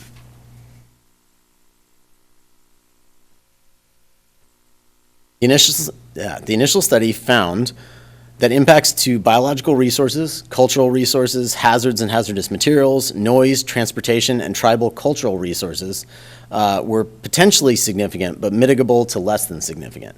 Impacts to other resource areas and environmental topics were found to be less than significant without mitigation. The initial study was made available for public review and comment from October 21st, 2022 to November 21st, 2022. Staff received 6 public comment letters on the initial study from the agencies and organizations shown here. One of those comment letters, however, from Bloom, Collins, and Ho LLP on behalf of the Golden State Environmental Justice Alliance was subsequently withdrawn. Those comments were addressed in the response to comments document. The errata document includes the changes to the final ISM&D that were identified as being needed during the analysis and preparation of responses to comments received during the public review period, and to clarify and amplify the information provided in the public draft ISM&D. A city council resolution adopting the ISMND, including the required findings, is included in the packet for consideration by the city council. The resolution and its findings adopt and impose feasible mitigation measures to reduce the identified significant environmental impacts of the project, as well as a mitigation monitoring and reporting program for the project, the purpose of which is to ensure the mitigation measures adopted in the findings for the project are implemented in accordance with the CEQA requirements. So with that, staff recommends that the City Council adopt resolutions adopting the initial study, mitigated negative declaration, and mitigation monitoring and reporting program, approving a special use permit with design review and environmental review to allow construction of a new warehousing and distribution facility, and approving an amendment to the Manabiao Business Park specific plan to remove 2 internal streets from the land use plan and circulation plan. With that, I hand it back. So, questions? Councilmember Dutra. Hi, thank you. Thank you for that detailed report. I have some questions for you. So this used to be my city council district, now represented by Councilmember Salcido. So I remember the FedEx building going up, and I remember all the questions that the neighbors were concerned about. And so I do have a couple that I'm going to bring back up, just because I know that they will probably be the same concerns from those same people. The backup beeping noise. I remember that was a big issue. Are we going to have a time restriction for the reverse because I believe FedEx cannot use those beepers before a certain time in the morning. There was some sort of agreement. Have we talked to them about that? It was not, I know it was analyzed in the noise study, but I do not believe there's a condition of approval specifically related to hours and backup noises. Yeah, and I would say the difference with this project is that all of the bays, it's not that, there's no bays facing the residents, that was one of our big concerns as we reviewed this project, as well as the adjacent one that's going to come to you in the next few months. But that was definitely, a lived experience for all of us, and something that we were very cognizant of and wanted to make sure that we didn't run into those concerns with these 2 developments. So so you think that because if I remember correctly, this development was supposed to be on the Ohlone Parkway Road. It looks like it was moved towards the highway now. Well, there's another development that's in review right now that is closer to Ohlone Parkway. Is that now an empty facility from the OWS, or is that is there actually somebody that's proposing that? There is a developer proposing to build at 100 Manabiao. That's Okay. another project that'll be coming. I just really feel like Yes. that her phone's not ringing off the hook and everyone else's. That's a big issue. Bring So up those the site plan. to maybe have a conversation about those reverse beeping noises. Actually, we'll bring up the site plan again. So you that was the issue with Manabiao, or I'm sorry, the FedEx building, is you have the building set up and the trucks going in and out on the same side As the houses. houses. This one, you've got the building, the houses, the trucks. Okay, So you're going to have there's the a buffer. entire. Let's see, wait, do you have the site plan? Like hearing your confirmation. Okay, let's see. Okay, That where way are we the can truck we can bays? rewind this video. Facing Highway 1. Yeah, see, the bays are facing Highway 1. The residents are that way. So they should not be hearing any back out noise. There's also a 12-foot wall on the northern, that runs off the northwestern corner of the building straight out that you see there. That's also designed as a noise buffer. Yeah. And then also the roundabouts. I see that you guys got them to get the bill for the one at the Alta Loma and Ohlone Parkway, which was supposed to be the responsibility of that new development. So how did that happen?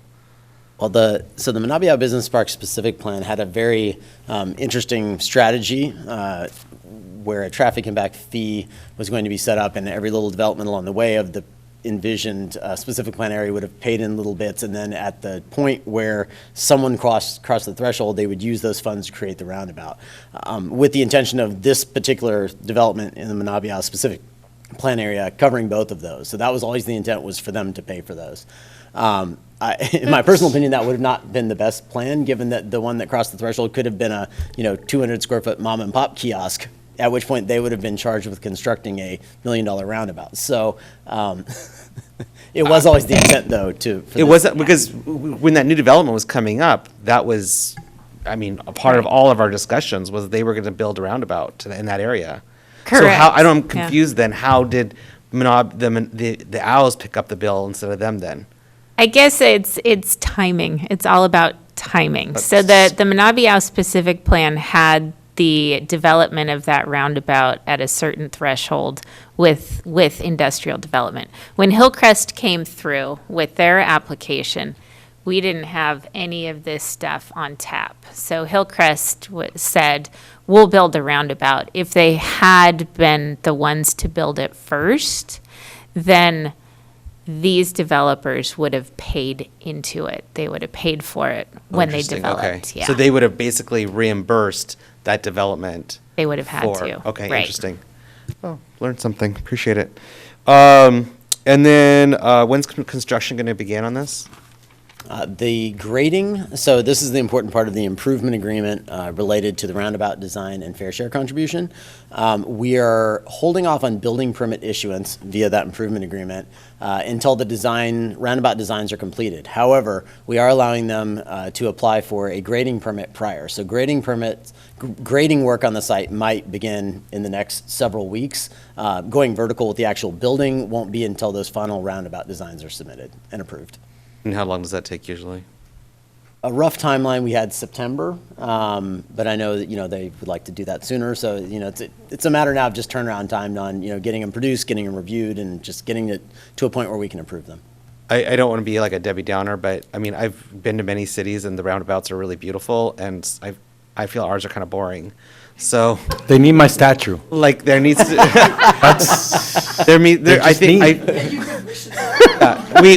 so his statue's missing on Pennsylvania. Yeah. But I mean, I feel like we need to put a little bit more effort on the look of these roundabouts. I feel the one on the Pennsylvania, as well as the one on Ohlone, by the Manabi Owl Road, they're just kind of boring, and I think that, if we could maybe work with artists or something to put in some special artwork in the middle, I think that it would be nice, There's the public art fee now. That's what I'm saying, yeah. So why don't we consider that? I mean, as we move to make them look a little bit nicer.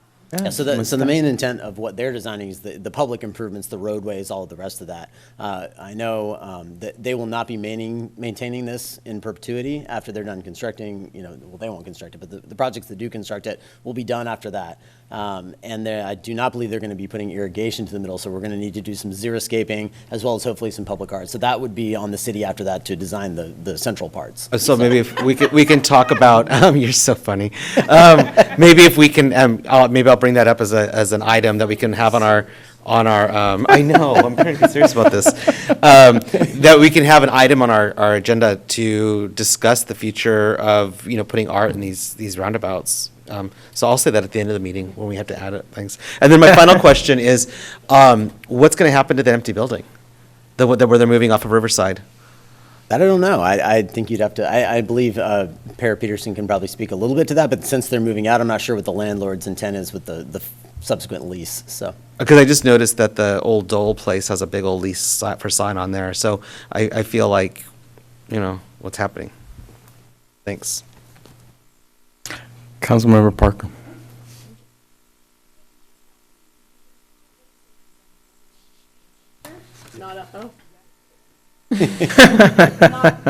I am old enough and experienced enough to go on a roundabout. I'm not sure with art, I won't be distracted, but, The Manabiao strategic plan.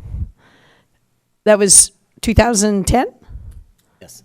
Yeah. Could you tell me how many jobs that was supposed to generate? 2,100. 2,100, okay. So how many new jobs, out of curiosity, is this, and I don't mean, because they're already here, So how many new jobs will it generate?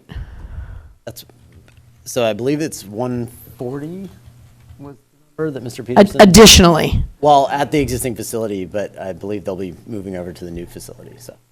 I'm confused with that answer. So they wouldn't be new. Those are. So no, I'm looking for new jobs. I'm not looking for jobs that already exist. I'm looking for once that opens, then new jobs would be generated. Are there any new jobs? Let's kind of defer That's to Mr. for the Peterson. probably He does have a applicant. presentation, by the way. Would you like to hear his presentation before we? Oh, well, continue that's the great. question? If that segues in, and then I'll ask more questions then. Perfect. Great. I've heard that first, probably. Yeah. Or asking questions. Good. Yeah. And that was a very good report, Matt, just so you know. Thank you. Thank you. And easy to understand. Yeah, well, he's getting ready. Just how many parking lots did you say? 93. 93. 90, yeah. I agree as well, Matt. That was very well done. That Per Peterson with Ray's Holdings, and it's not quite 22 slides, but I also promise this won't be an hour, but I'm not so sure it's going to be 3 minutes either. I'll do my best to go fast. I put this together really, who are we? Matt talked about what the project is, but why do we need the project and where do we come into play here into the community? I represent Ray's Holdings, which is a family of companies. It's a family-run company with some names that you may recognize, but you're really going to recognize the brands. We have our beer division, which is the second logo over. We're the biggest beer distributor in California. If you drink Corona, you drink Modelo, you drink Miller products, you're drinking something that came out of one of our warehouses. Martin Brower is McDonald's distribution as well as some other fast service locations. So if you eat at one of those, it came out of one of our warehouses. And Coca-Cola, if you're drinking one of their products, if you're drinking a Monster, it came out of one of our production centers through one of our warehouses to you. So what separates Ray's Holdings is we're a family-run company. And what we think is our secret sauce is our culture. Our culture is based on our purpose, our vision, and our values. And a lot of text here, I'm not going to read it to you, but we really wanted to focus on the values.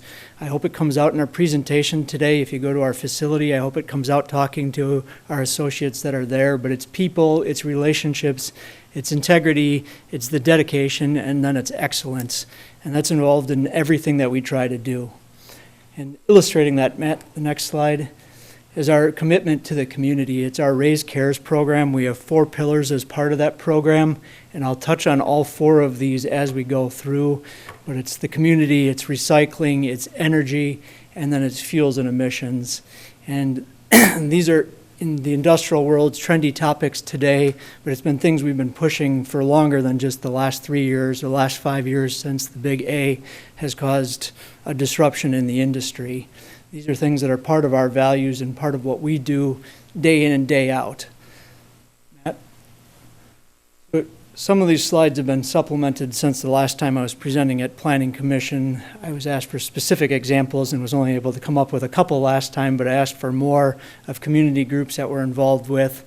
I won't read them to you there, but since we've acquired this business, we've maintained those relationships in the community. So who is Golden Brands? We acquired the business, as Matt indicated, back in 2020. It was Elixir Distributing here. That was the legacy brands or legacy company that we acquired. Since we've acquired it, we've been very aggressive trying to grow and modernize that business. When we acquired it, the warehouse was too small. Since then, we've acquired other businesses that we've rolled into it. So this is the growth that you're talking about. So we've already done that. We've grown and put those businesses into this building. So Matt talked about the location, but we've actually started looking at this prior to us acquiring the business. We knew that coming in on day one that the building was a bottleneck for them. So we've been aware since day one when we acquired the business we needed to do something. Touching on the businesses, so it is 6 beer distribution companies in California. We rolled Elixir into our Golden Brands business, which is now 9 facilities in the northern half of the state. Matt touched on some of this, but key characteristics, but this touches on your question, Councilmember Parker, 137 employees. So some of those are new since we acquired it, because we've rolled in other businesses. The challenge for us is we can't operate out of this warehouse. So if this project's not approved, it's not that there's not new employees, but we're going to be challenged to continue to operate with 137 that are here, and we're going to have to look for other solutions for a home. So what does Golden Brands, Watsonville, and Ray's Holdings bring to the table? We're an owner-operator, so that differentiates us from a lot of companies. We own the building, we own the business. These are our associates, they're part of our family. We're the biggest beer distributor in the U.S. We have the best people, we have the best technology, and we're on the forefront of innovation. So what does that mean for you? Things such as routing and logistics. How can we assure that we're not going to have trucks running through your neighborhoods? It's because we have the best routing. We have the best drivers, they're the best trained. We have things such as GPS tracking and digital routing. It's not somebody guessing his favorite route to drive to deliver. We give him routing, and then we track it on GPS, and they're all well trained. Idling programs. We have an idling program, started it 3 years ago, where trucks have to be turned off in the yard if they're going to idle more than 30 seconds. By doing that, we reduced our fuel usage 2.5% as a company. We think it's going to continue to get better, with only one caveat that we're slowly starting to migrate to ZEVs, which that's the permanent idling program. I touched on our pride values, and then it's our commitments. It's our commitments to the community. I've heard a couple times here on other topics. It's our commitment to the environment. It's our commitment to safety and quality, and it's our commitment to be the best employer. So Matt touched on the current facility. Here's an aerial image. You can see it butts up against residences, and the building as it sits today is half the size of what we need to actually run the business out of it. We can't continue to run out of a 60,000 square foot facility. It has only 3 dock doors. Typically, you would want to have 1 dock door for every 3 routes. If we're running 23 routes out of there at an absolute minimum, I need to be able to get to 8. But this new facility will solve that for us. It doesn't give us any ability to meet our sustainability goals, such as converting to ZEVs, which takes more yard space, putting in chargers for our employees, putting solar on the roof with a leased facility. We can't do that at this facility. So we can't meet our operational goals, but we can't meet our sustainability goals in this operation either. So the proposed site, Matt spent a lot of time on. I will just touch on briefly, but it's only 1.5 miles from our existing site. The trucks are going to be on the same routes that they are today. They already don't go up Manabiao Road to the malls. They already go over to Walker Street. Our employees are going to get to the facility the exact same way. So there's really no impact to this community or this area based on this relocation. Matt? Some of this I touched on already, but I'll skip down to the second bullet point there. So something else that separates us is our training programs. We have things such as Warehouse to Wheels, where if you come on board with us, you start working in the warehouse, you excel, we'll train you to get a CDL license, we'll allow you to keep moving up, so you can make a whole career with us as an organization. It's not summer work, it's not winter work. We're trying to provide an opportunity for a career so people can grow with us. This site will also allow us to minimize our site operations and our logistics. Currently, we have to shuttle trailers in and out of dock positions. We have to shuttle them multiple times during the day, at the night, on weekends. With this adequate size spot, we're going to significantly reduce those operations and those movements. Matt? So some of the unique features, Matt also touched on this. The employee amenities, that's important to us. We want to be the best employer. We want to provide these amenities for our staff. But things such as the operations, being able to convert to 100% electric for our MHE, and in the future being able to convert our tractors to electric is important to us. Being able to solve our refrigeration problems. And I'm not going to give a refrigeration lesson here today, but Freon refrigeration has been phased out in California. Our existing facility is Freon. CO2, everybody gets scared when they hear CO2, but aside from ammonia, and you don't want a large ammonia plant in your city, CO2 is the safest refrigerant. That one you can ask me on later, or you can trust me on it. Solar, we're looking to offset 100% of our building usage with solar. And then green construction, this is something we're doing here, but it's something we do across the country. It's building a sustainable building, making as small of a footprint on the world as we can. Here's an image from, obviously not this site, but a recent solar install that went in last year in DC. The image on the right is the planned solar for this facility.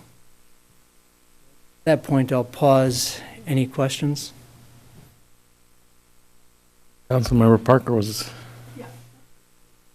Okay, so that's great. You said 137 total employees, and you did your, we've already done the growth you're talking about. So when you started here and you took on Elixir, Correct. how many jobs did you add then at that point? I don't know the exact number, but it was definitely under 120, so it's Okay. at least 20 jobs we've added. Okay, at since least that 20 time. jobs. And that's what I wanted to ask for staff, and not necessarily you, sorry. I'm going to ask this for staff, and then I'll give it back to the mayor for other, because of your presentation, but I have some other questions on that.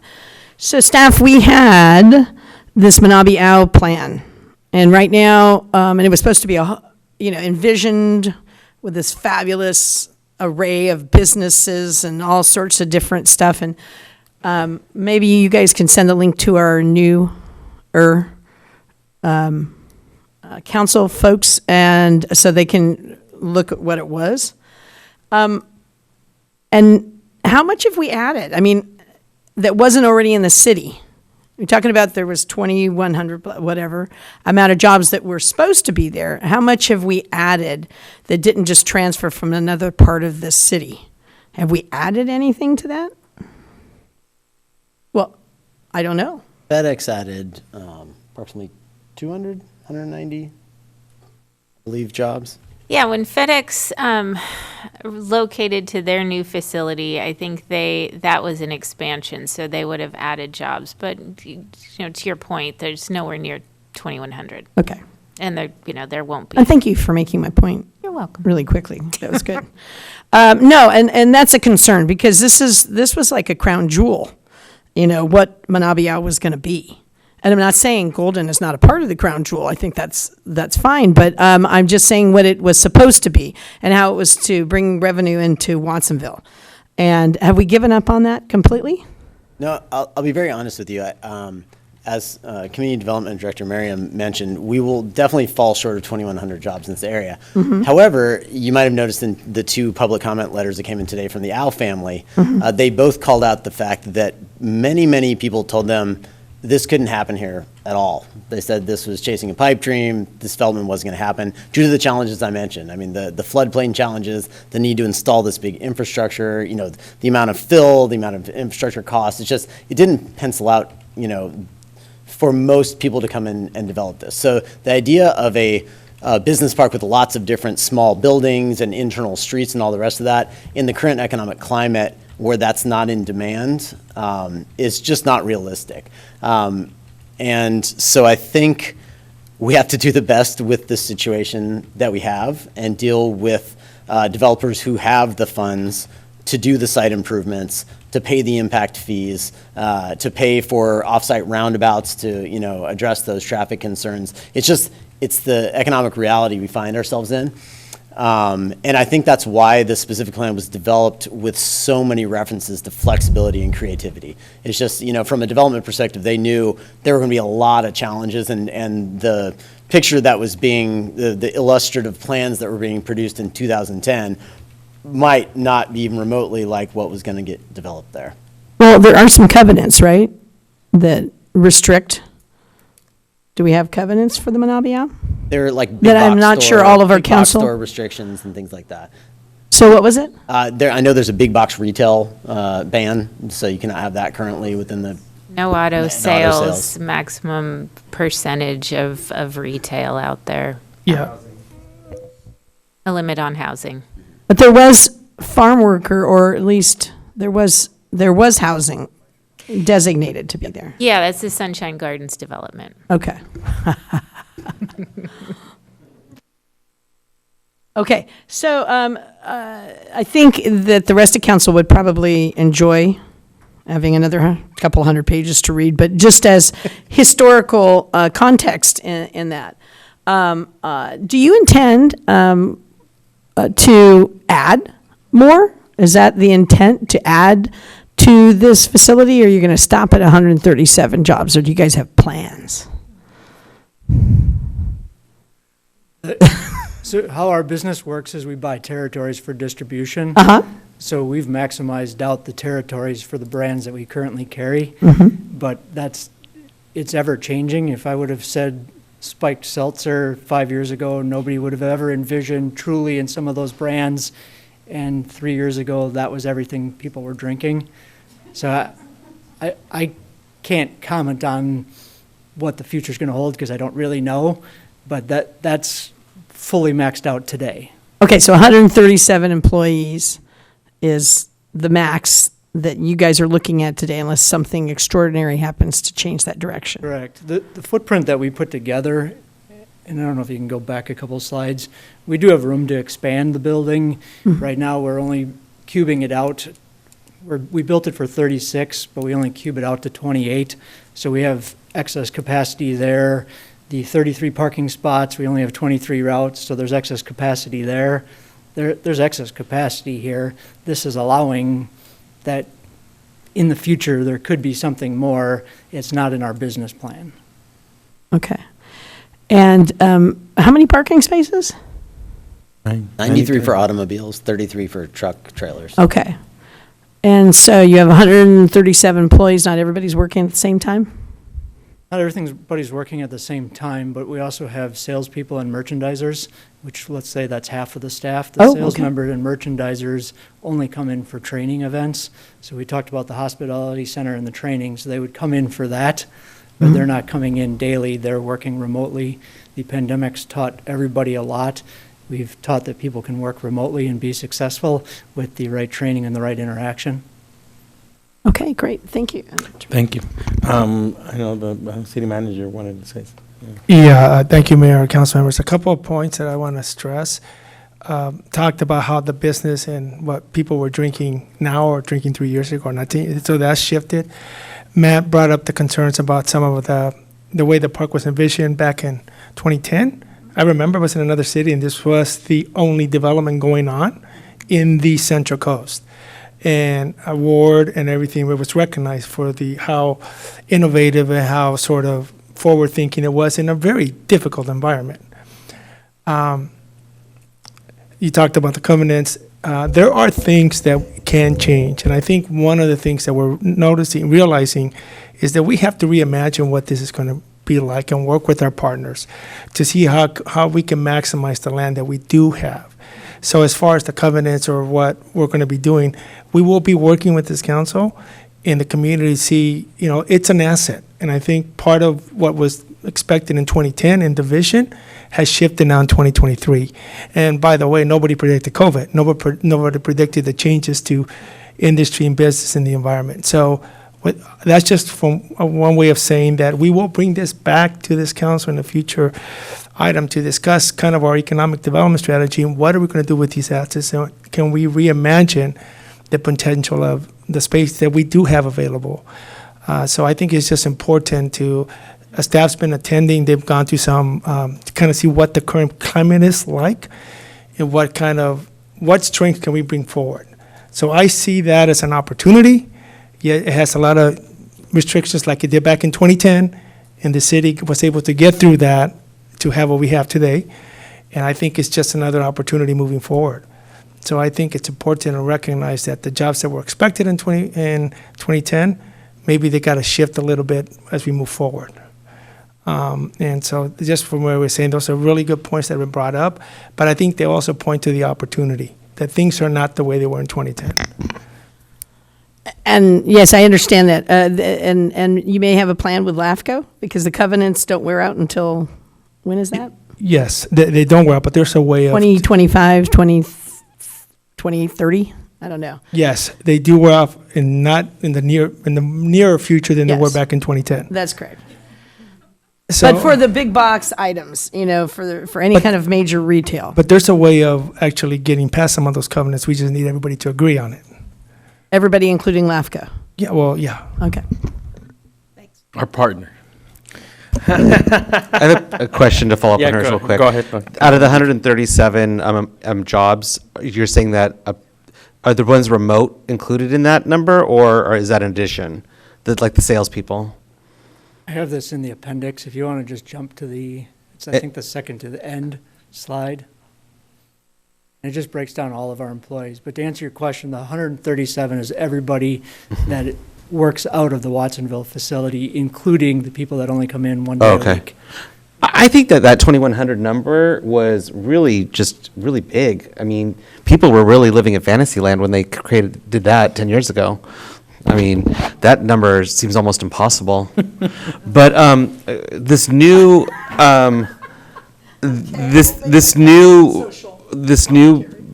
building that's coming in, the other one, I don't know who the developer is. Are they also an existing Watsonville employer, or are they new? No, they are not, and it is a speculative building. Oh, okay. So it's not really. Which means we don't have a user yet. They don't have a user. Oh, okay. So they're going to build it in hopes they come. Yes, in hopes they come.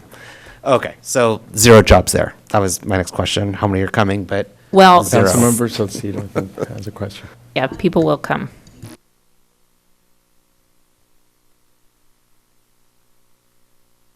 In terms of that? Thank you. So we don't own the current building, it's leased, but it's owned by the people that we bought the business out of, and their son is our director of operations. So I thought you might have some intel. They haven't started marketing it officially yet. I see. Because we don't have a plan to move out yet. Okay. Our lease, when we started this, we had 2 years to get out, but I said we started this in 2020 and we're talking in 2023, so I haven't moved out yet. Yep. So they're in limbo as well. The vacancy rate in all of California is under 1% for industrial. And in this area, I mean, building here new wasn't our first approach. We tried acquiring, but there is nothing in a 30-mile radius to acquire. There's nothing in a 50-mile radius to acquire. There's nothing here that's available that meets our needs. And then the second question I had, if you could return back to the aerial photograph. The trailers, the 33 parking spaces there. My question is, visuals from the roadway, will any, like, if you're driving by, will you be able to see those trailers parked? Or is that somehow, what will the visualization be by someone driving by it? And I ask because, you sell alcohol, right? But there's there's some people we don't want as marketed to, under 21, for example, that kind of thing. There is a landscaping strip all along that side. I believe almost the entirety of those truck parking spaces, so. Okay, so that means it won't, it'll be obscured. Okay, There's a significant fall off from Highway 1 as well. great. It's- Okay, It's about 15 Natural. feet in the corner. And I'm not trying to make a discussion further than it needs to be, but our biggest competitor is across the road from us, and you can see them from Highway 1 as well. okay. Great. Thank you very much. Councilmember Orozco. A quick follow-up to the number of jobs. How many of the 137 are employees that live in Watsonville or Watsonville residents? I don't remember the exact number. We had to do this as part of the VMT analysis. We mapped out every single employee's address and figured out their distance. Off the top of my head, the average distance from the site, and this is average across the 137, was under 10 miles. But if that's half of them live in Watsonville, but the vast majority lived in the surrounding communities. I'm not counting employees that live in Sacramento. They're living in this general area. Thank you. I got a question. So one of the envisions you saw like the solar panels. So you're not going to put any solar panels on this building? Oh, no, we are. We're trying to offset 100% of our power usage. I think it was 660, you'd have to go back 660 kW, which is what we're estimating for 100% of our building usage. And I used to also represent that district. before both of you. And now I represent the other side. But questioning, FedEx has been really good. I mean, doing their trucks, towards the other side instead of going through the neighborhoods. So are you going to be doing the same, all the trucks leaving towards whatever direction it is? So that was a long discussion at the Planning Commission meeting, so I tried making it really brief in my presentation, but we already avoid going north on Ohlone Parkway. We won't be going north on Ohlone Parkway. We'll be going south there. Thank you. So then, I know that's a major concern for especially all those neighborhoods because we're getting all the housing and, it's a really well laid out sidewalks for people that use it for walking and jogging. So thank you. That's all my questions. There's a condition of approval as well, by the way, of the installation of additional truck route signage. The truck route there does only go up Ohlone Parkway to Manabia Road and down Manabia Road. So the official truck route adopted by the city does not go through the residential neighborhood, and they're going to be putting in additional signage supporting that truck route. Thank you. Councilmember Clark. I was in attendance of the Planning Commission meeting on the 21st, and so most of my questions were answered then and there. So thank you very much. I just wanted to say thank you for staff and the applicant for your presentation, and thank you for investing into our community. Councilmember Parker. For Matt, you said you had 100, what was it you called it? 100 Conditions of approval. yeah. Is that listed anywhere for us? Yes, that's in Exhibit A to the specific plan. Okay, Sorry, thank you. special use permit resolution. The ways down because there's a lot of findings. I can tell you here though. Hold on, I have this all tabbed out here. So, Councilmember Zito. That we currently have. Do you know how many vacant buildings there are? Geez, I know going through the floods and looking for warehouse space, not much. There's really, I think, on the for sale market, I think there's one warehouse on Locust. Thank you. Councilmember Parker, it's actually Exhibit B of the special use permit resolution. That's where condition 1 starts. Say that again. Exhibit B of the. Special use permit with design review resolution, Exhibit B.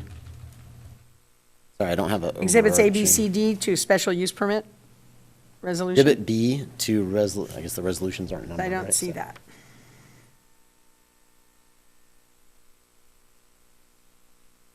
I see resolution, special use permit, design and review, exhibits A, B, C, D to special use permit resolution, resolution, specific plan amendment, exhibit A, specific findings. Am I looking in the wrong place? Possibly. I'm going to go to that one. Let's see.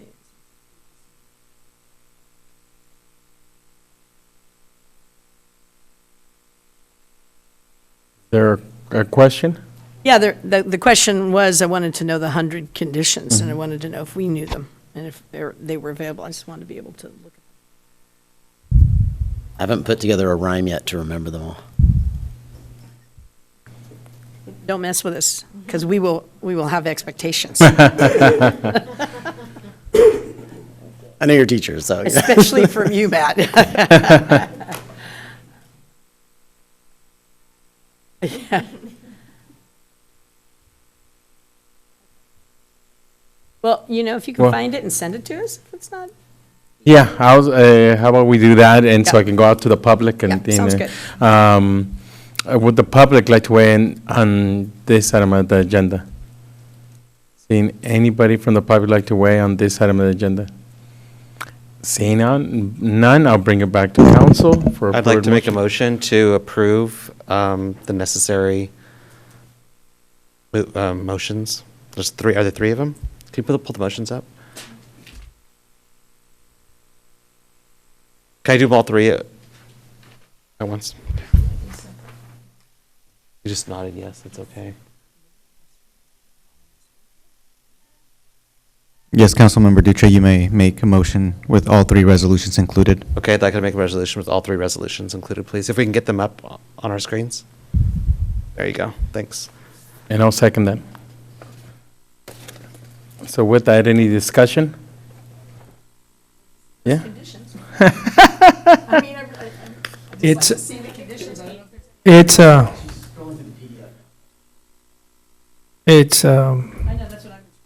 page 60, so it's Exhibit B of Exhibits A, B, C, D, special use permit.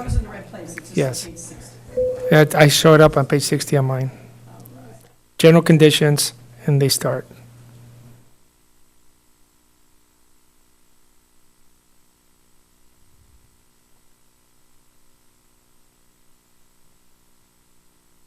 When I looked at the, yeah, put it up, that'd be great. What page is it? 344? And what's the estimated timetable for construction?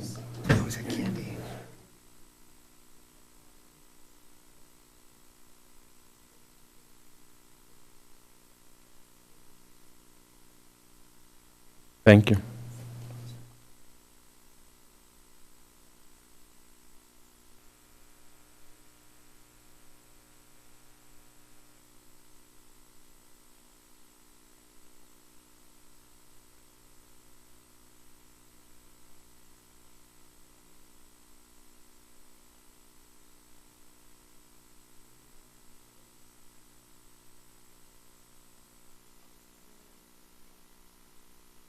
Page 60 of 90.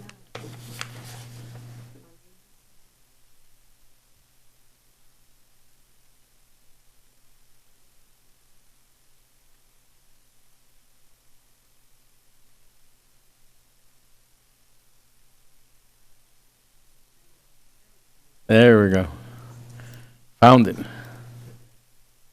Satisfied? Question.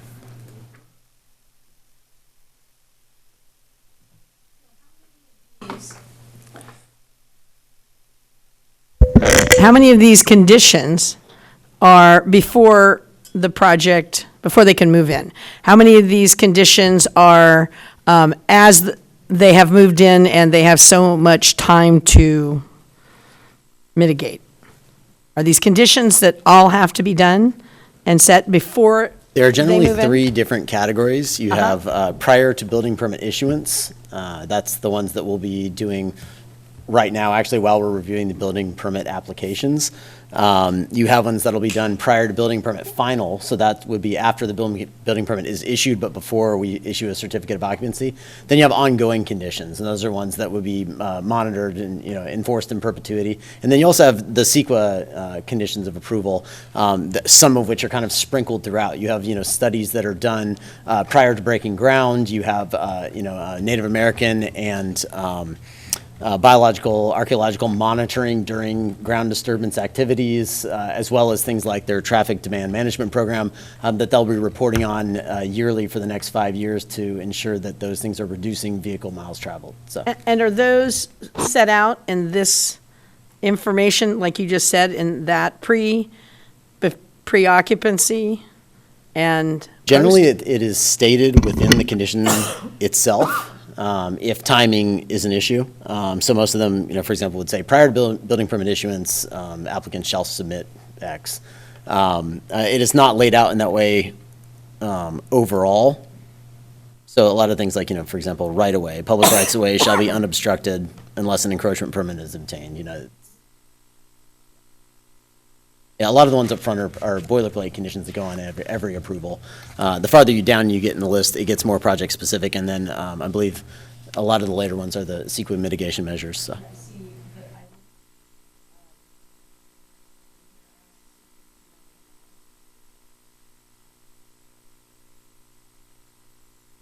And this list is assembled over time, starting at the very beginning. I mean, one of the first things we do in the plan review process is have a meeting with, one of the things I manage generally at work is the Public Works plan review process, where we get representatives from all of our Public Works divisions together and basically workshop a project. And from that point forward, they're submitting conditions of approval that I and the other planners keep tabs on, collect them over time, so that by the time, a year and a half later in some projects, by the time we get here, we have a very comprehensive list that's been growing, and then we have to go back of course, double check that we're not duplicating. Well, I think it looks very, because you're talking about mitigation of plants that were there before. And you have a specialist who's looking through those plants and checking through that. So, I mean, thank you. That's what I was looking for, exactly. So with that, any other comments or seeing none? Can you take a roll call? Yes, sir. Clark? Aye. Dutra? Aye. Orozco? Aye. Parker? Yes. Quiroz Carter? Aye. Salcido? Aye. And Montesino? Yes. The motion carries. Thank you for investing in our community. We look for the groundbreaking, because that's one of the things that, I don't think we do enough of in our community, and highlight some of these projects. So with that, we're going to go on to new business. 3.N is City Council Protocol updates, recommended by City Manager Mendez. Mayor and council members, this item, we're going to just have a really brief presentation to kind of just walk through what the protocols are, the changes. And the council, obviously, the council protocols are established and set by the council. I'm bringing forward some recommended changes to update them, best practices and so forth. And me and Tamara will be teaming the presentation. So, thank you. Good evening, Mayor, Council. So I'm gonna go over a brief presentation for you. The City Council protocols were first adopted by Watsonville City Council 22 years ago. That was the first document that was adopted that served as a tool to document accepted practices of the council, clarifying the expectations in how the council work together as a team and in accordance with city policies. Since the protocols were originally adopted, they have been amended from time to time, like City Manager Mendez said, through kind of update operational changes, policies, or just best practice in general, just kind of like small updates. And just to make sure that we operate with the same definition of what a city council protocol is, the Watsonville City Council has prepared, again, this document to really clarify your practices and your expectations, but and set an agreement among the council to be bound by these practices in the administration of city council affairs, so that it enhance your interaction with city policy, with how you conduct business, and its overall helps be more efficient in doing our business.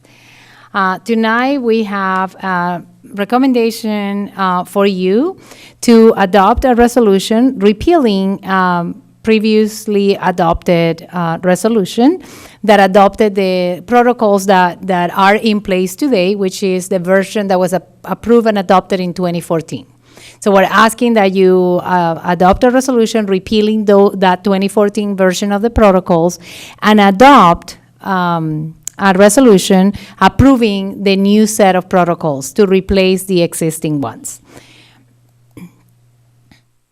And just to clarify, the reason why we are repealing and readopting is because there are substantial numbers of changes in your protocols. If you see the red line, you could see that it's quite messy, and there was a lot of language cleanup. So it'd be cleaner to say, instead of documenting every change, just saying we're repealing that and adopting this new one.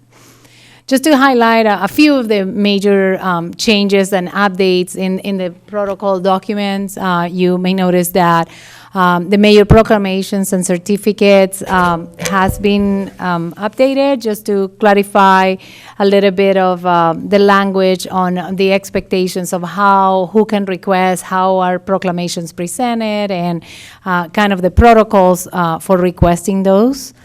There's also a section under your protocols or under the draft that is in front of you for tonight that includes language on social media accounts and content retention. That is brand new. The last time the protocols were adopted, social media was not what it is today. And there are guidelines that have been review with you all, with the city clerk, when you got elected, and that is just there to kind of like affirm that expectation. There's a conflict of interest section is also new. It's not part of the 2014 protocols. And as I believe you've all been working with City Attorney Sutler on disclosing the conflict of interest that may exist for you as a council member in what you do in your life and your role here in the council. So that's also to affirm and document what the expectation is. There's also some many changes that are included in the section that is training, conference, and meeting reimbursements, and is really an attempt to honor the desire of the council to attend conferences and trainings that benefit you in doing your job as a council member and allow for the flexibility that allows you to participate in those trainings. So there's some cleanup of the language that is in that area. And the last item that I want to speak a little bit more about is placing items on the agenda. That's also a significant change in these draft protocols. And it's one that there are two new things that I want to highlight. One is the protocols includes a form that we're offering the council for your use when a council member wants to submit a request for a new agenda item. This is an opportunity to sort of think through like your request, what is the item, and highlight, what is the specific goal of your request? What do you want staff to bring back to you and accomplish? So it gives you an opportunity to sort of think through that. Definitely, for your consideration to use or how to frame the request that you could bring to the city manager. So that's a tool if available. And the second one is two options that I will be presenting for your consideration. And I want to be clear. The draft that you have in front of you requires a majority vote of the council to put an item on the agenda. An alternative that the council could consider is consistent with the way special council meetings are requested, where 3 council members can make a written request of setting up a special council meeting, and that is sufficient to call a special council meeting. So it's been brought up to our attention that we already have that as part of our charter, and it is an option that the council could decide to amend the draft protocols to go to 3 votes instead of 4 votes to place an item on the agenda. So I just want to be clear that when you're placing the item on the agenda, you're not voting on the item per se, you're just simply voting on the process of putting the item on the agenda for future discussion. So does it really require a majority of the council at that time? And that's for you to deliberate tonight. Either option could work, and that's an option that is in front of you tonight for your consideration. So that's that item. And again, there's just cleanup of language all throughout the document. As you can see, a very busy red line version that was attached to your staff report. Again, the recommendation tonight is that you adopt a resolution to adopt new protocols as presented. So that is the recommended action, or you can adopt a resolution adopting the protocols as amended by your discussion tonight. So it's in your hands from here, and that concludes my presentation. Thank you. So questions? Wants to go first? Mayor Pro Tem Carter. Quiroz Carter.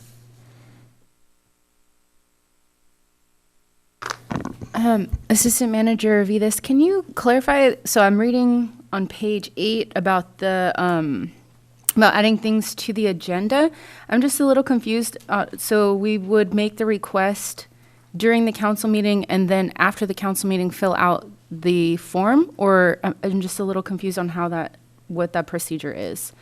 Yeah, I think you could fill the form before the meeting where you're going to request it, you can fill the form, or if you want to use the form, or you can simply tell the city manager, I'm going to be requesting these, and then we will work with you through get clarification as to what is the goal of your request. It's just really to be able to frame the agenda item that will be coming back to you for voting on whether or not that item will be placed on a future agenda. So it's just really to have clarity in what the item is and the intention of the item. So just a tool to help us all.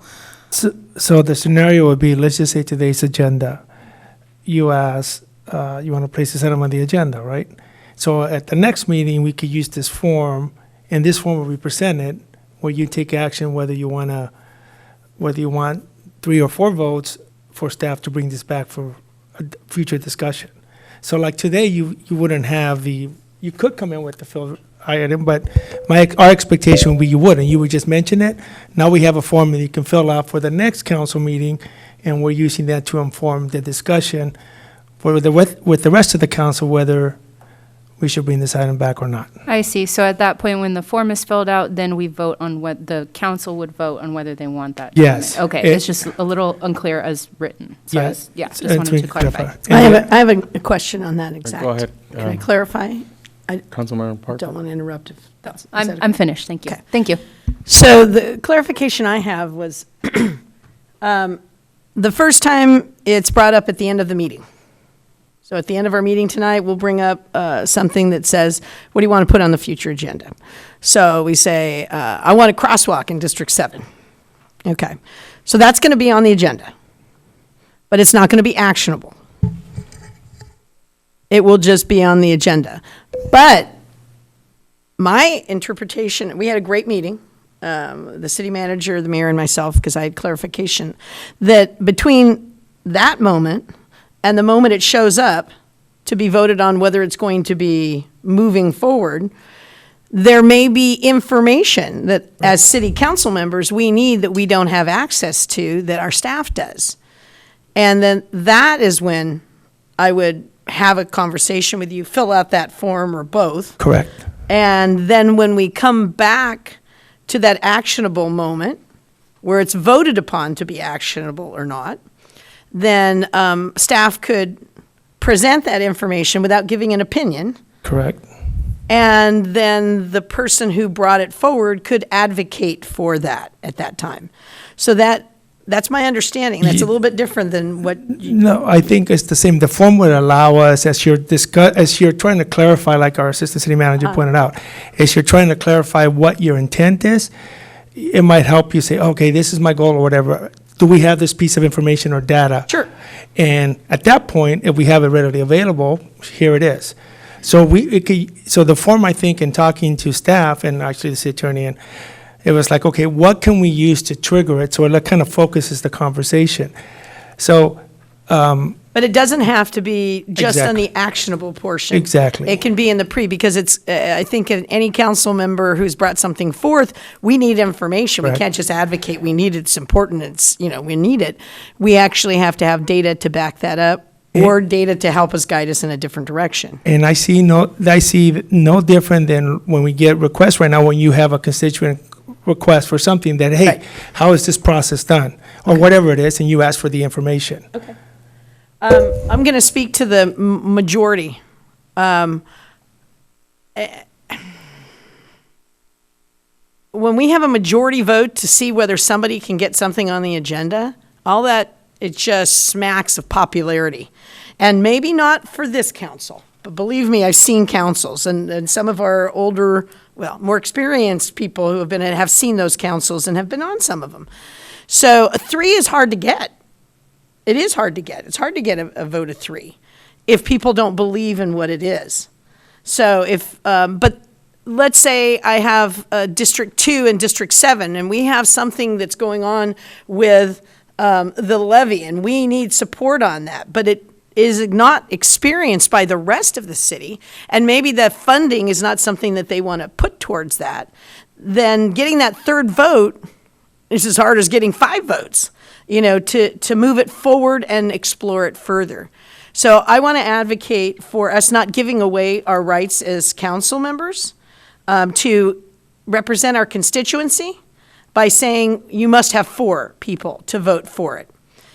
3 is what we have now, and it seems to have worked no matter what. So whether it's a special council meeting or whether it's what we would consider a majority to move it forward, because in the end, you can still vote no as a majority when it's actionable, right? If we don't agree with it. So I'd like to advocate for that. I'd also like to draw attention, I'm going to go to the very end, I think. And it was something we had talked about a while ago, and it was in the last time we got an update on this, it said we would have, like we've always done, one meeting a year that would be supported by staff in our districts. And that has been changed, because that was the conversation, that there's not a number to it now. But as we discussed in our meeting, if all of us tried to do it every month, that would be overwhelming for staff. But that would allow you to do quarterly meetings, whereas we didn't have that opportunity before to be supported. So I want to thank the city manager and the mayor for a good conversation on that particular point. I think that's really strong. I think there were other places that we went through that I appreciate, once again, the mayor and the city manager hearing what I felt could be problematic moments. For example, in cancellations of any kind of conferences or events, if you can't go or whatever it may be, then for some reason it worked in there that the mayor is the only one. And right now we have a mayor every year. It would be different if we had a mayor at large or something, and we can revisit it then if that changes. But the mayor may grant exceptions to this rule, and my question was, well, why the mayor? He's or she is just one of all of us, and why put that burden on them? If somebody can't go to something and they paid for it, then they have to pay it back if the mayor says so, and they don't have to pay it back if he or she saysn't. So I'm appreciative of, it just says exceptions to this rule. I mean, I gather if we're serial counselors and we're costing the city thousands from our own travel accounts or whatever it may be, that maybe that a talk would ensue, in that sense. So that's greatly appreciated. So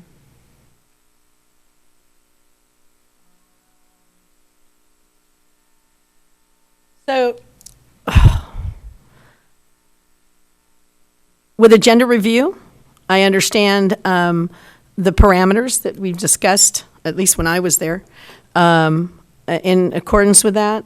And I just want to make sure that the agenda then would be reviewed or just discussed with the mayor? The way the protocols are, the agenda would be discussed with the mayor after it's published. Okay. So the idea would be to, whoever the mayor is, to discuss kind of what's on tap, if there's any issues that we're expecting a lot of people and all that, and just how to expect in the meeting. That's what the protocols call for. Okay. So that, I just want to speak to that, to the council members, that model erodes our ability to fully represent. I understand that there are parameters that our Madam City Attorney may speak on and has spoken with us about, but it erodes our ability to represent our constituency. And we have very little of it, that opportunity, as it is now. As evidenced by the people who came this evening and the feedback that I know I got, and the feedback I had given staff and the requests I had given, and we were all working at capacity. But at the same time, I just want you to know that I'm only one council person. And if we have no greater impact on our agenda, and we do have a new avenue of how to get things on the agenda, and with the intent of the city manager saying to make it easier to make those up. But I just feel very strongly that we are losing our ability to represent fully our constituency across the city. by giving up some of those rights in these protocols. Thank you. Councilmember Salcido. I wanted to echo my support for the 3-person. I think that this is a preliminary request, essentially. We're not asking for all the details to flush everything out. We're not asking for, major reports. This is an ability essentially for an individual district representative to be able to bring an item forward. And frankly, I think that should be as liberal as reasonably and foreseeably possible. Also, that individual can easily comply with Brown Act by only going to 2 other members. So that individual could say, I have this issue with Green Valley, I have these 2, this is what's coming up in my community. Out of the 7 of us, I'm going to bring this up at this agenda at this next meeting. It makes it easier for that individual. I think it plays fair, so we're not doing a majority just to get an issue forward. And it sort of retains those, some of those concerns. So, I think it actually plays a lot easier for somebody trying to get a specific issue forward for their specific district. That would be the only change I would make, and I agree with the other recommendations. Councilmember. No, it's okay. No, go ahead. Okay.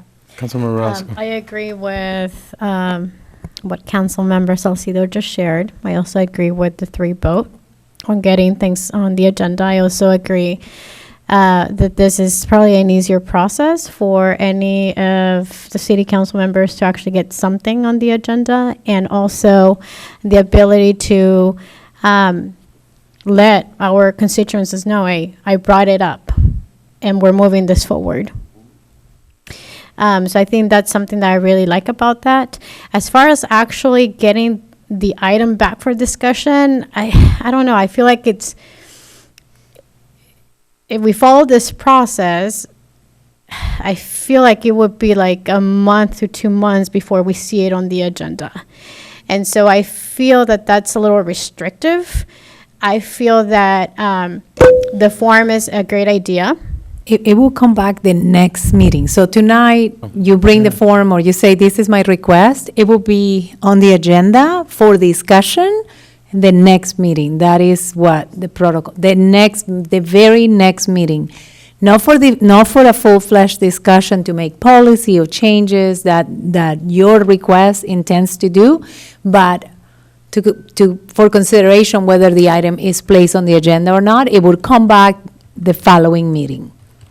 Always the following meeting. Okay, so that's good to know, but that's still, I feel like it's a long time. So I feel like the first, when a council member brings an item for consideration and requests it, let's say tonight, I think that we should come prepared with with that form, with the details needed, so that when it comes back for council to actually officially vote on bringing them back for like a larger discussion and possibly action item. So I'll explain. It's just that it's not agendized. So tonight you show up with a request. Let's say you have one tonight. Yeah. It's not in today's agenda. Council member, I want to, I want my statue, no. You want your All council statue. members to adopt a pig. Exactly. Yeah. So next meeting, we're going to have, what my intent is to, support the, the fairgrounds and our activity. That's all it's going to say. From there, I have to get 2 of you, like what I'm hearing is 3, 2 more council members and I, to make it an actionable item, hopefully in the near future, because it just depends on the issue. A pig, probably the next meeting. So the thing I could add to that, so if you notice on the form, part of it is, you would know what I'm recommending, and we would have, obviously, you're going to be the one championing that item. And we'll provide you the data or whatever, and we'll put it in there. You will also know ahead of time what I'm saying, because of this is going to take us a month, 2 months to bring it back. So we'll have that conversation. I'll have that conversation with the council member requesting it, as far as why is it and so forth. So you'll be better informed when you come if you want to advocate for something different. So you'll come prepared at that meeting with that form, if that's what we use, and you'll say, this is an item that's not a big deal. We should, if you get it, we should be able to bring it back next month. Okay. Or this is a much more in-depth item that's going to require major policy shifts and so forth. So it's going to take a couple of months to bring it back or whatever. So we'll have that conversation. So I'm not suggesting it's not going to come. It's going to come back around next week or whatever quickly. But at least now you'll be informed when you're trying to advocate. If you want to, direct staff to bring it back sooner, then at least you'll have that information ahead of me just surprising you when you bring it back and then you see it on the agenda. Because you're going to be your form. And so part of my process is we're going to work with staff, hey, how long would it take to bring this back? And I will tell you that our goal is going to be to provide you the best information, the best response possible. Now, admittedly, you might want it sooner, and then you'll be informed to have that conversation with the council. So you requested today, 2 weeks from now, on the 25th, it's on the agenda. And now you're asking for 2 other votes to bring this back for an actionable item, whatever that is. So in 2 weeks, you'll bring it back. You'll be able to tell your constituents, I brought it back for discussion to bring this back in the future. And I had an opportunity to work with the council and direct staff to bring it back in a month or bring it back at the next council meeting. Or, this is such a difficult item that we need a couple of months to really do the staff work necessary. So you'll be informed. So I know it's not necessarily as clean as I think I'm hearing you say you'll like, but it does give you the opportunity to ask and work with Okay. your council to bring it back sooner. So just so I understand, I request an item tonight. Yes? I fill out the form with details I want to bring up at the following meeting, so I Yes. can convince 2 other council members to officially agendize the item. Yes. So that we can take action, or even if it's just a discussion item. Or a report an or action whatever. item. So that gets brought back at a future meeting to be determined by city staff or Well, to be whatever. directed by you, I will give you a recommendation. Okay. I think that's a nuance that's important. I think we'll provide you a recommendation.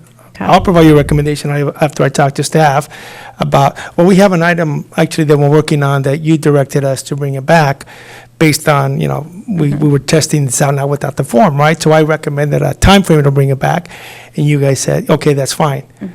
Now, at least you'll have that. You can direct us to bring it back sooner, and then it's up to us it would be up to me to talk to you about what the impact of that is.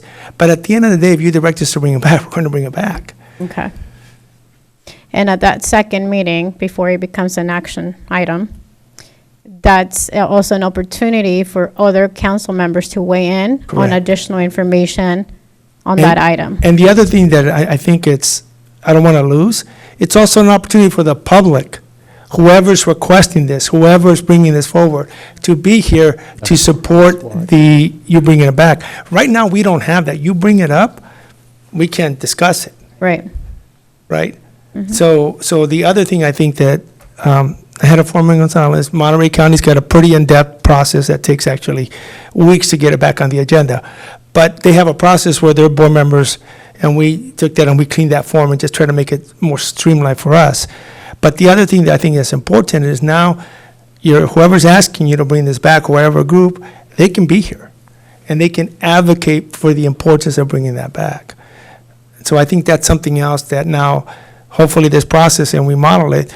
And I want to say that, let's just say for the sake of discussion, 6 months from now, it's not kind of working the way we thought. You can direct us to bring this back and make the changes. Yeah. So I sort of wanted some clarity. So, as I'm going through it and I'm talking it, it's making more sense. And it seems more like an organized process. If I could add one thing, I've seen this procedure in a few agencies, and part of the reason for the two-step process is the restrictions of the Brown Act don't allow the full council and certainly not the public to weigh in if something isn't on the agenda. And so the second step of the process allows all of you to discuss the information that you would like to receive from staff and the public to give input of what they would like to receive from staff before staff does the work to learn that what they brought is not at all what you wanted. Right. So that we really are trying to balance transparency with the Brown Act.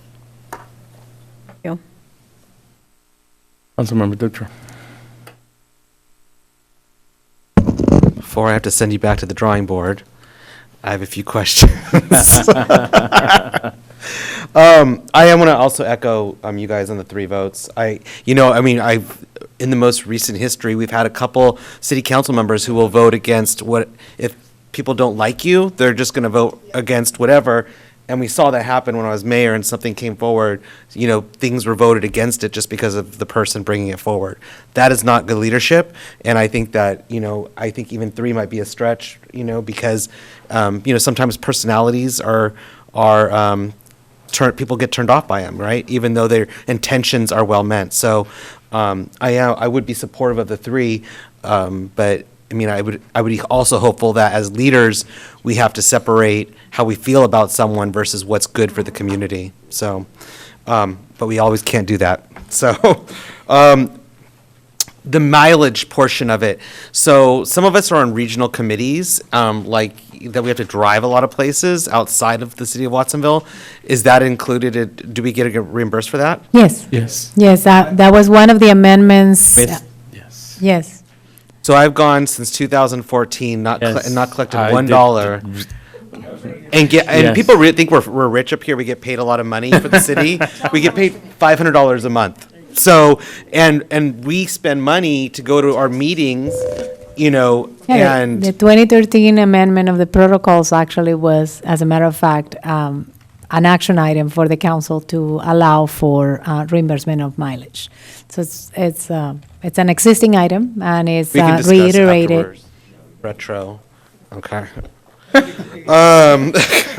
We can bring the form or make the form available to you also. Because a few of us to sit know. on, I know you and I sit on one, I sit on one in Monterey, so it's, yeah. And as we come back off. Yeah, and it was like in virtual, coming up, virtual, a lot of us were home, right? But now we're back out, the governor has rescinded so now we have to be in person, so people. Yes, it does so we'll be accommodate out for there. reimbursement outside of city limits. Thank you for travel. that clarification. The certificates, I know as a council member, I was able to give certificates, and now, why cannot we can't do that anymore? For our districts, we were able to give, I've never, yards. It does say a council member may request of the From the mayor or mayor. full council that a certificate be issued. Yeah, but I've issued certificates from me as city council member. If you do something in your district, I've given certificates out before, so I don't know why we're not able to do that anymore. I think add it. That's no. Can we add that? Yeah. We can do whatever we want. Okay. But this is your document. Yeah, I'd like to at least have, because we're all doing things in our districts that we may want to recognize And- somebody, yeah. That plays well for our districts. Than just being a mayor's certificate, it actually, Right, from. you're not, Yeah. you're not part of it, and then they're Yeah. like, oh, well, here's a paper from Mayor Montesino, who we do like a lot, but, So, So you would like to amend it to say So- a council member may request? yeah, so Yeah. we can do that. You just have to let us know, so we can agendize it if it's going to be issued here. So what do you mean, may? May also request that a certificate be issued, just as the mayor. Same, yeah. and then I was reading this about the buying tickets. It says we can buy a ticket for a city-sponsored event. A lot of us attend events that are put on by nonprofits or other, are we still able to buy tickets to those events? Because it's not clear in there that we can. Yeah, I believe you can still buy tickets to those events. It will be deducted from your But it only annual. says city events in here, so that's why I want to make sure that, If it's an event where the public is charged, council members are expected to buy the same tickets that the public is no, expected to. I understand that, but in here it's saying that we're able to use our funds to buy city-related events. So can it be just community events or? I believe so, yes. That's currently our practice. that then? That's currently our practice. No, I know Yeah, it is so our practice. I'm let just me- saying that let we me need to make it reread. clear. You know what I'm saying? Because in here it's saying city-sponsored events. If our practice is all events. Community events. Community or whatever, then Well- that way you cannot be like, oh, nope, you can't go this We, way. we can say city or community sponsor, city or community events, we can, The example of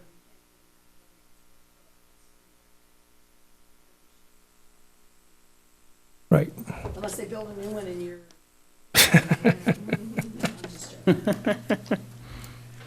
And then I see, and then my last one's kind of like just a comment and curiosity. And I don't know if you guys have put a lot of thought into this, but, under like council responsibility, the way we treat each other. I mean, a lot of times we may disagree on an issue, but, taking and making it personal is something that we should not do. Our 6. So, I mean, how are we going to, I guess, discipline, We are, in my view, we are not. No, but I mean, not discipline, maybe that's the wrong word. I mean, and I'll tell you, because we did these protocols, you're jogging my memory in 2014, when I was in council member, I mean, that's where we're heading, because we had certain council members, that was the driver for the protocols. Yeah. But we ended up not doing anything, because they did bring to us, at that time, staff, punishments, or it's like, and we said no. Yeah, no, I think it's up to the voters to. It's up to the voters. Right. Because then it becomes personal. Right, no, I agree, I agree. So I guess we just, encourage, civility. Yeah. I mean, And it's, that's we're all adults. You and know. we can all hold our own, and sometimes we get emotional. Yeah.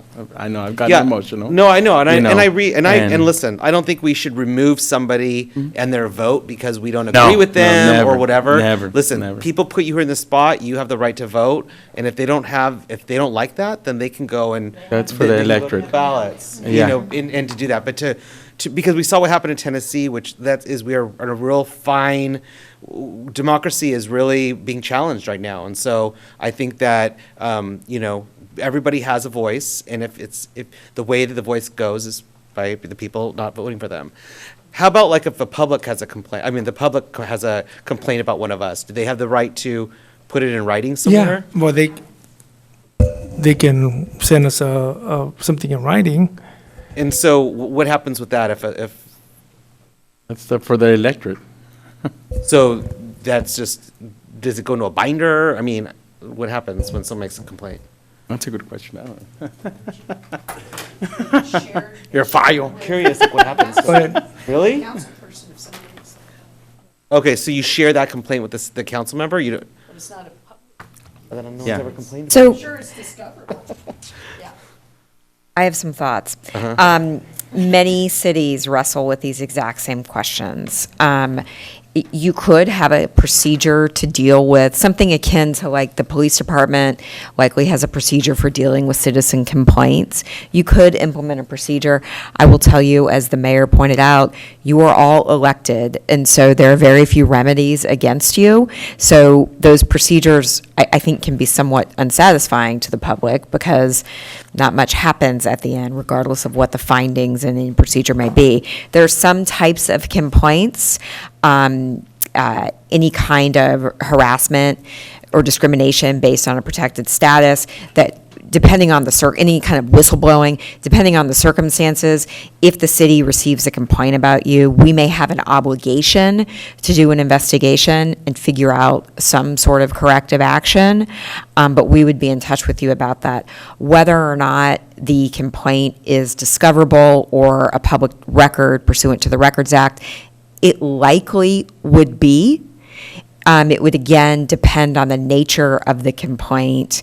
It's possible that it could fall under the personnel exemption to the Records Act. What does that mean?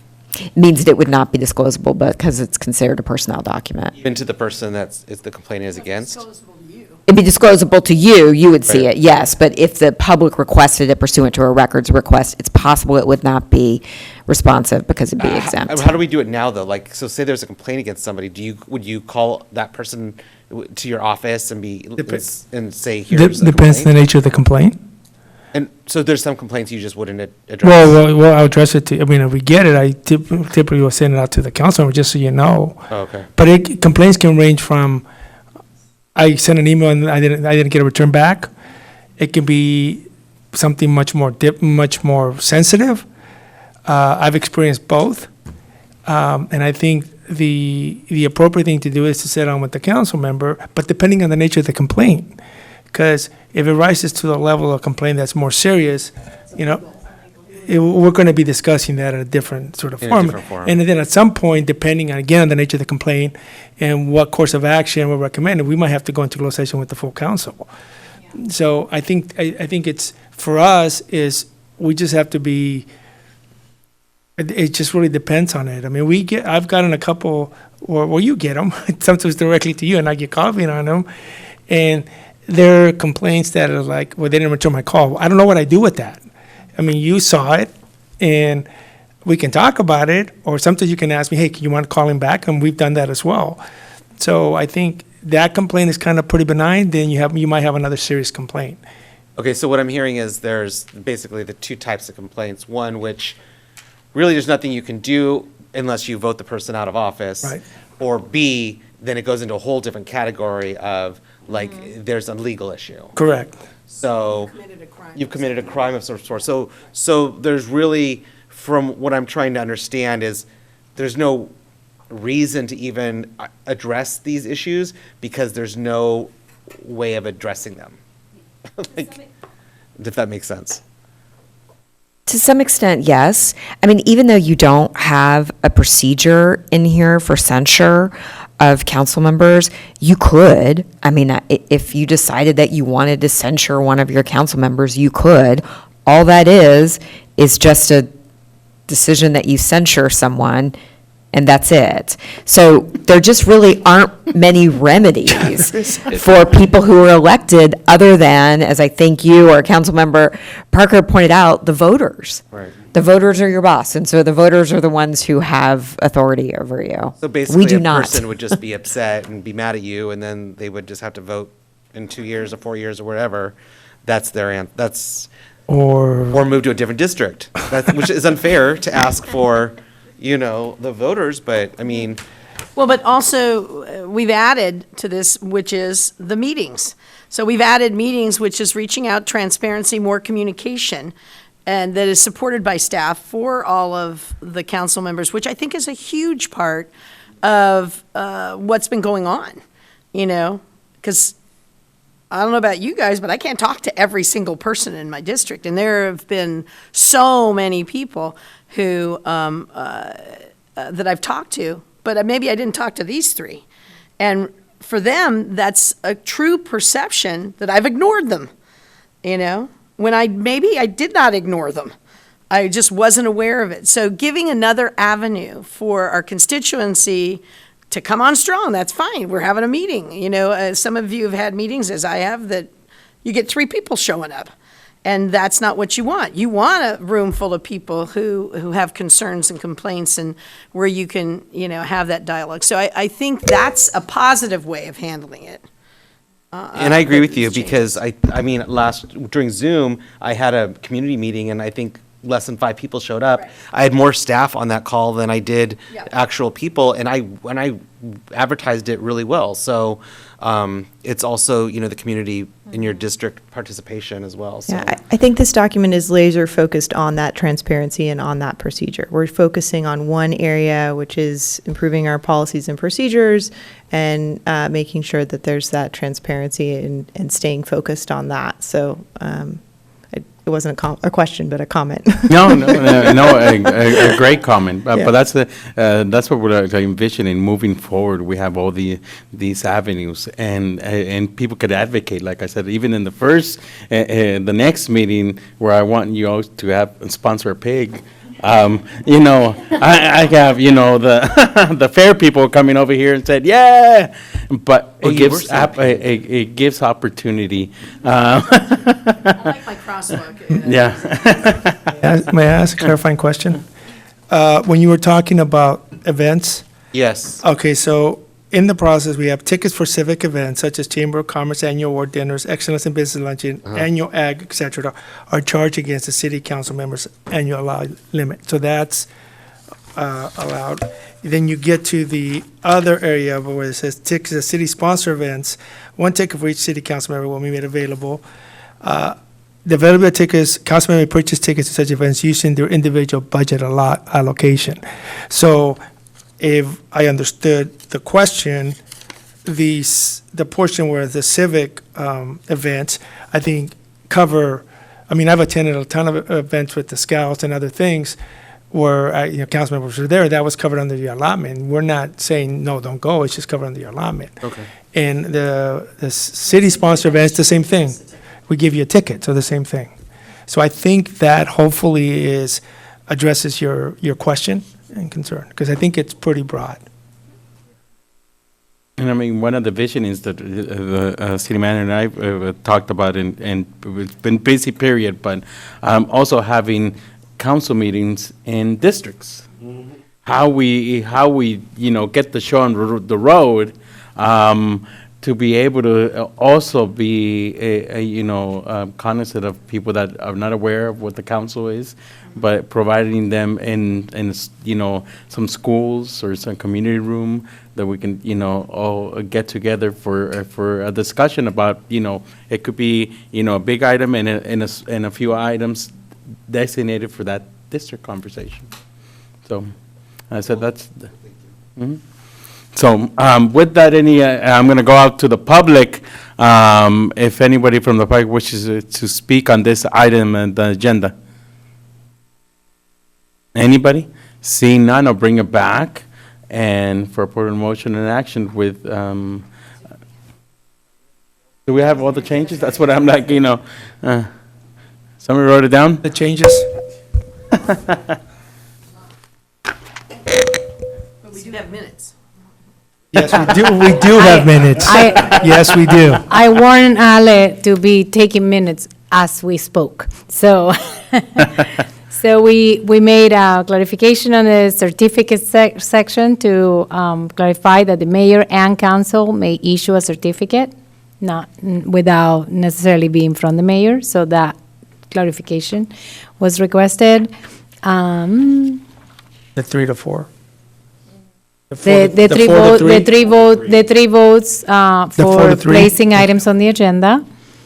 Then I believe we comment about other areas, but not necessarily made a change. We discussed the cancellations, not being the mayor who grants the exception, but allowing, yes. And anything else I forgot? Not quarterly, but the district meetings, right? And the district meetings, yes, taking the number off the district meetings, That correct. change is already there. Yeah. But we just clarified that. So those were That's it? Those are the changes. So in that case, I just want to, for clarity, that the recommended action will be a resolution repealing the 2014 and a resolution adopting protocols as amended per your discussion. Yes. Go ahead. So the special meeting request by 3, where is that included? That lives in your charter, section 408 of your charter. Yeah, we looked that up in the new charter.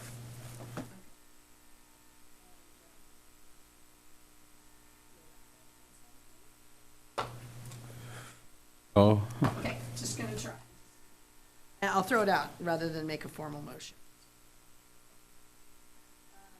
put it in the mic, because So I'd like to put it under the, and I know it's here, the city manager responsibilities.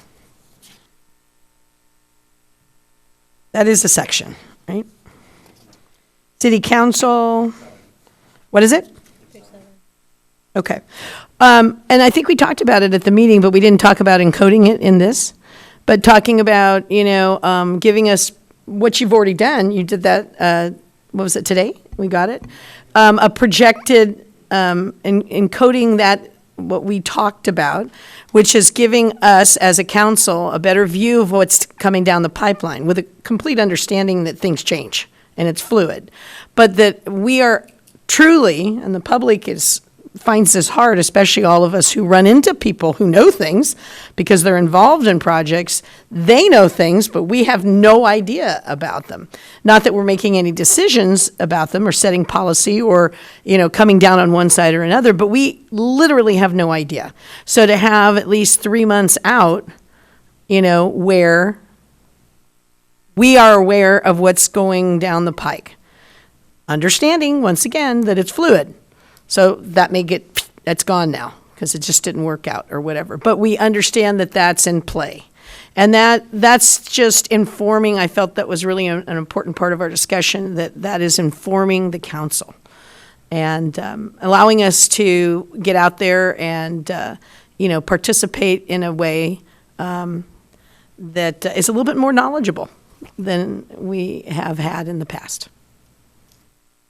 Okay, so that was my, but I saw Renee writing things, so he may have written something for me there. I just want to maybe offer a perspective that the protocol is a great suggestion, what you're making of, as a council member, of what you expect of the city manager. I just want to just kind of highlight that the reason why the protocols are really the rules or the agreements that you as council members are making to one another and how you interact with city policy. Yeah. How you manage the city manager may or may not really belong in your council protocols. It's just more your expectation as a council, and you're welcome to tell Renee everything Probably you want follow him up to with do. I hear what you're saying, but I'm also going to say the thought that there's a lot of areas in here where the city manager actually puts a stop to what the city council can do and can create roadblocks if they wish. They're not Renee, but if they were different people, that could happen. And those of us who've been around have seen that happen.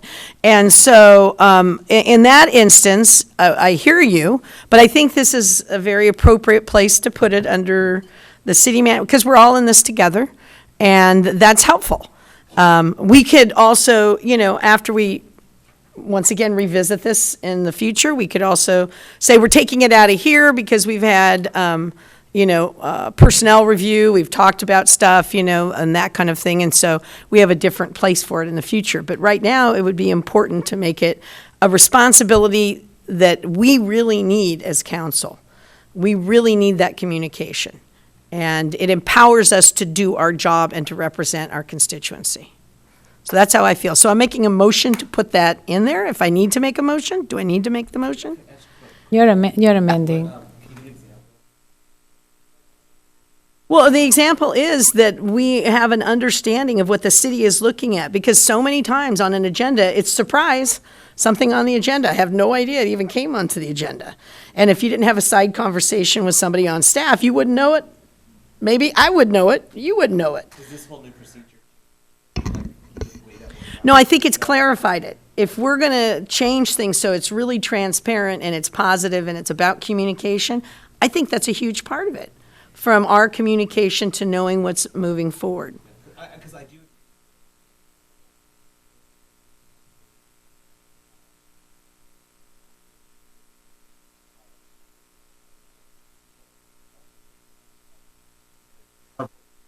stifled when it comes to moving the city forward. I don't know if I necessarily saw that in there, but if it is, if you feel that way, like, I mean, I would have a problem with, you know. No, it's not currently in the document. What Councilmember Parker is not. asking to add is a provision in which the city manager needs to provide the council anticipated notice of future items that the council might be considering. And if there's an emergency item?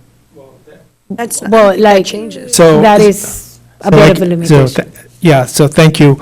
So for me, as in this position, but whoever in the future, but as I provide, the expectation that I provide updates is, I think, what I'm hearing, and we've had this conversation, I've been trying my best to do that. So, and I've now, and so part of the communication is, here, this is what I have on tap, what I'm, you know, we're going to be, we've discussed this, we're going to be, you know, bringing back a discussion on whether we update the city charter in three to 4 months. So if it happens or not, but I'm just giving you sort of the heads up. It has nothing to do with emergency items or other items. There's a lot of things on in today's agenda, a lot of things that are very procedural, kind of administrative things that just have to be done. So the expectation, if I'm hearing correctly, is kind of just sort of more bigger policy items, or, you know, there's, I know you've been waiting for this big project, and when is it going to start? We think it's going to start in, you know, we'll bring it to the council in 3 or 4 months.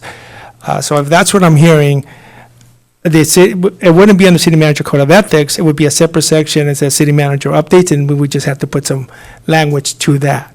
I'm fine with that, because, once again, I know things are fluid. So things change, but I think the more informed your council is, the more we're going to move forward with you, and we're going to work together, and it's a positive give relationship. I think that's manageable. I know what you're saying, though, because I'm pretty sure I know which city manager you're talking about, or, you know, and. Not Renee. It's not Renee. No. But it actually had been a couple people, and I do know that there, sometimes the council member did not have the authority they were given because city managers would shut them down. So I worry about that, and I did experience that when I first came on way back when, where city council members were shut down with their ideas. So, this is kind of bringing that back to me now, where that should not happen. And luckily, once we've had other city managers that changed that in the city, that's kind of gone away in my mind, because we've actually had city managers and interim city managers that respected the city council and what we were here to do. But we have been faced in this city with city managers and interim city managers who have taken authority in their own hands to make decisions. And that, I think, cannot happen. So I want to make sure that. And yeah, and that's a historical perspective. Right. From you, That but, was a historical, yes, and understandably so, because I remember those days, and I wasn't on council. I was just watching as a public member. But in the spirit of the conversation that we had, which is moving forward in a positive way, allowing more transparency, allowing more support, back the communication opening up, I think that's very positive, because we're getting to know each other still. Right. And as we move forward, you're right, maybe we change something, or something else occurs we don't even know that we're not discussing at this point, because it keeps coming up. But I just felt that was a positive, because there's a lot of city manager making decision stuff in this thing. You guys have read that, right? So it's not just me. So I'm not doing tit for tat. I'm just saying that it would be very good that's really something I feel as a city council member I need. And I don't know, I'll let other people speak for themselves on that one. Go ahead. So if this is something that the council, if you can allow me to wordsmith it, but city manager update, understanding that unexpected items will arise, the city manager will provide a list of items 3 months in advance, or something like that. Yeah. Great. Mm-hmm. I don't want to. Is that doable for you? Or? Well, I try to do it in my update. It's weekly. I try to do it, and which to me, it's going to be very broad and stuff, but it's just giving you sort of a heads up. Unless there's a project. exactly, in the projects, or, you And know. it may be fluid, once again. Correct. Understandably so. 'cause- And I also want to add that this Saturday, we're going to have a you all are going to have a really unique opportunity to also help us build, the work plan for the next 2 years as we build the council strategic plan. So, it's a combination of efforts that continue to inform the policy issues that are brought forward to the council. So that's also driven a lot by the priorities of the council and what you will direct us to do, in the next 2 years. So a lot of that work plan will be established during our Saturday workshop. So I just want to remind you all that there's a lot of two-way streets, right? That we can build that plan, that work plan together in addition to the updates of what's coming, sooner. So thank you. So appropriate, So what, well, I think there's, they might move it yet. No, we don't have a motion on the table yet. make the motion with all those changes.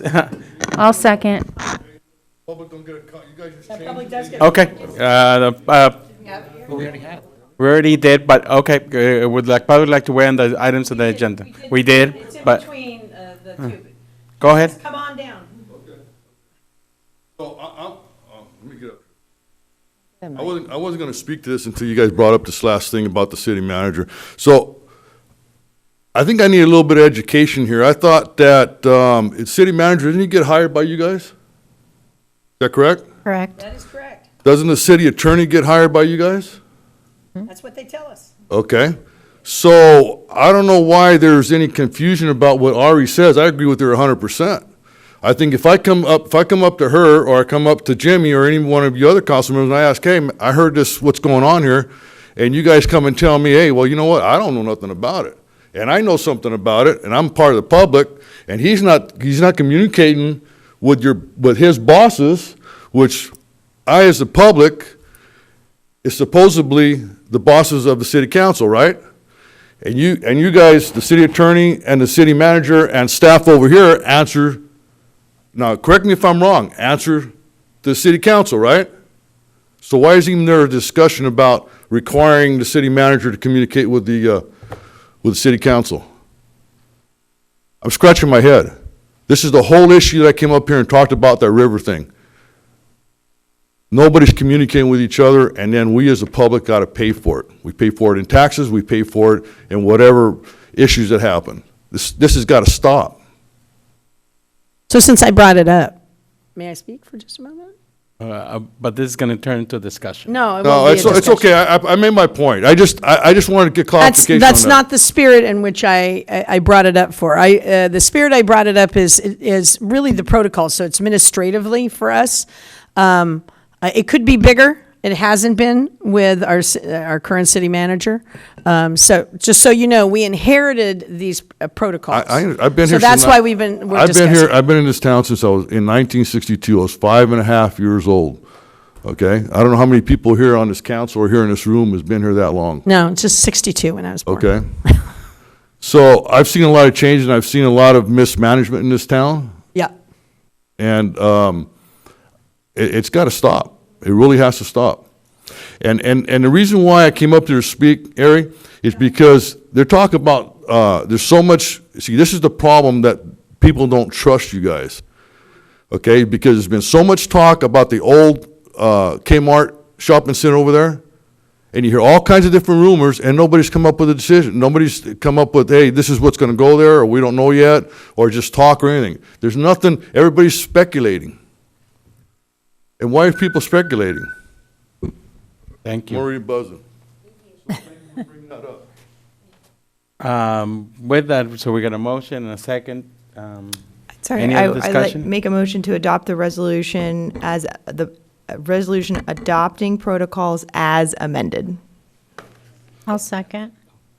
And Councilmember Orozco, second. So any further discussion? Seeing none, roll call. Clark? Aye. Dutra? Aye. Orozco? Aye. Parker? Yes. Quiroz Carter? Aye. Salcido?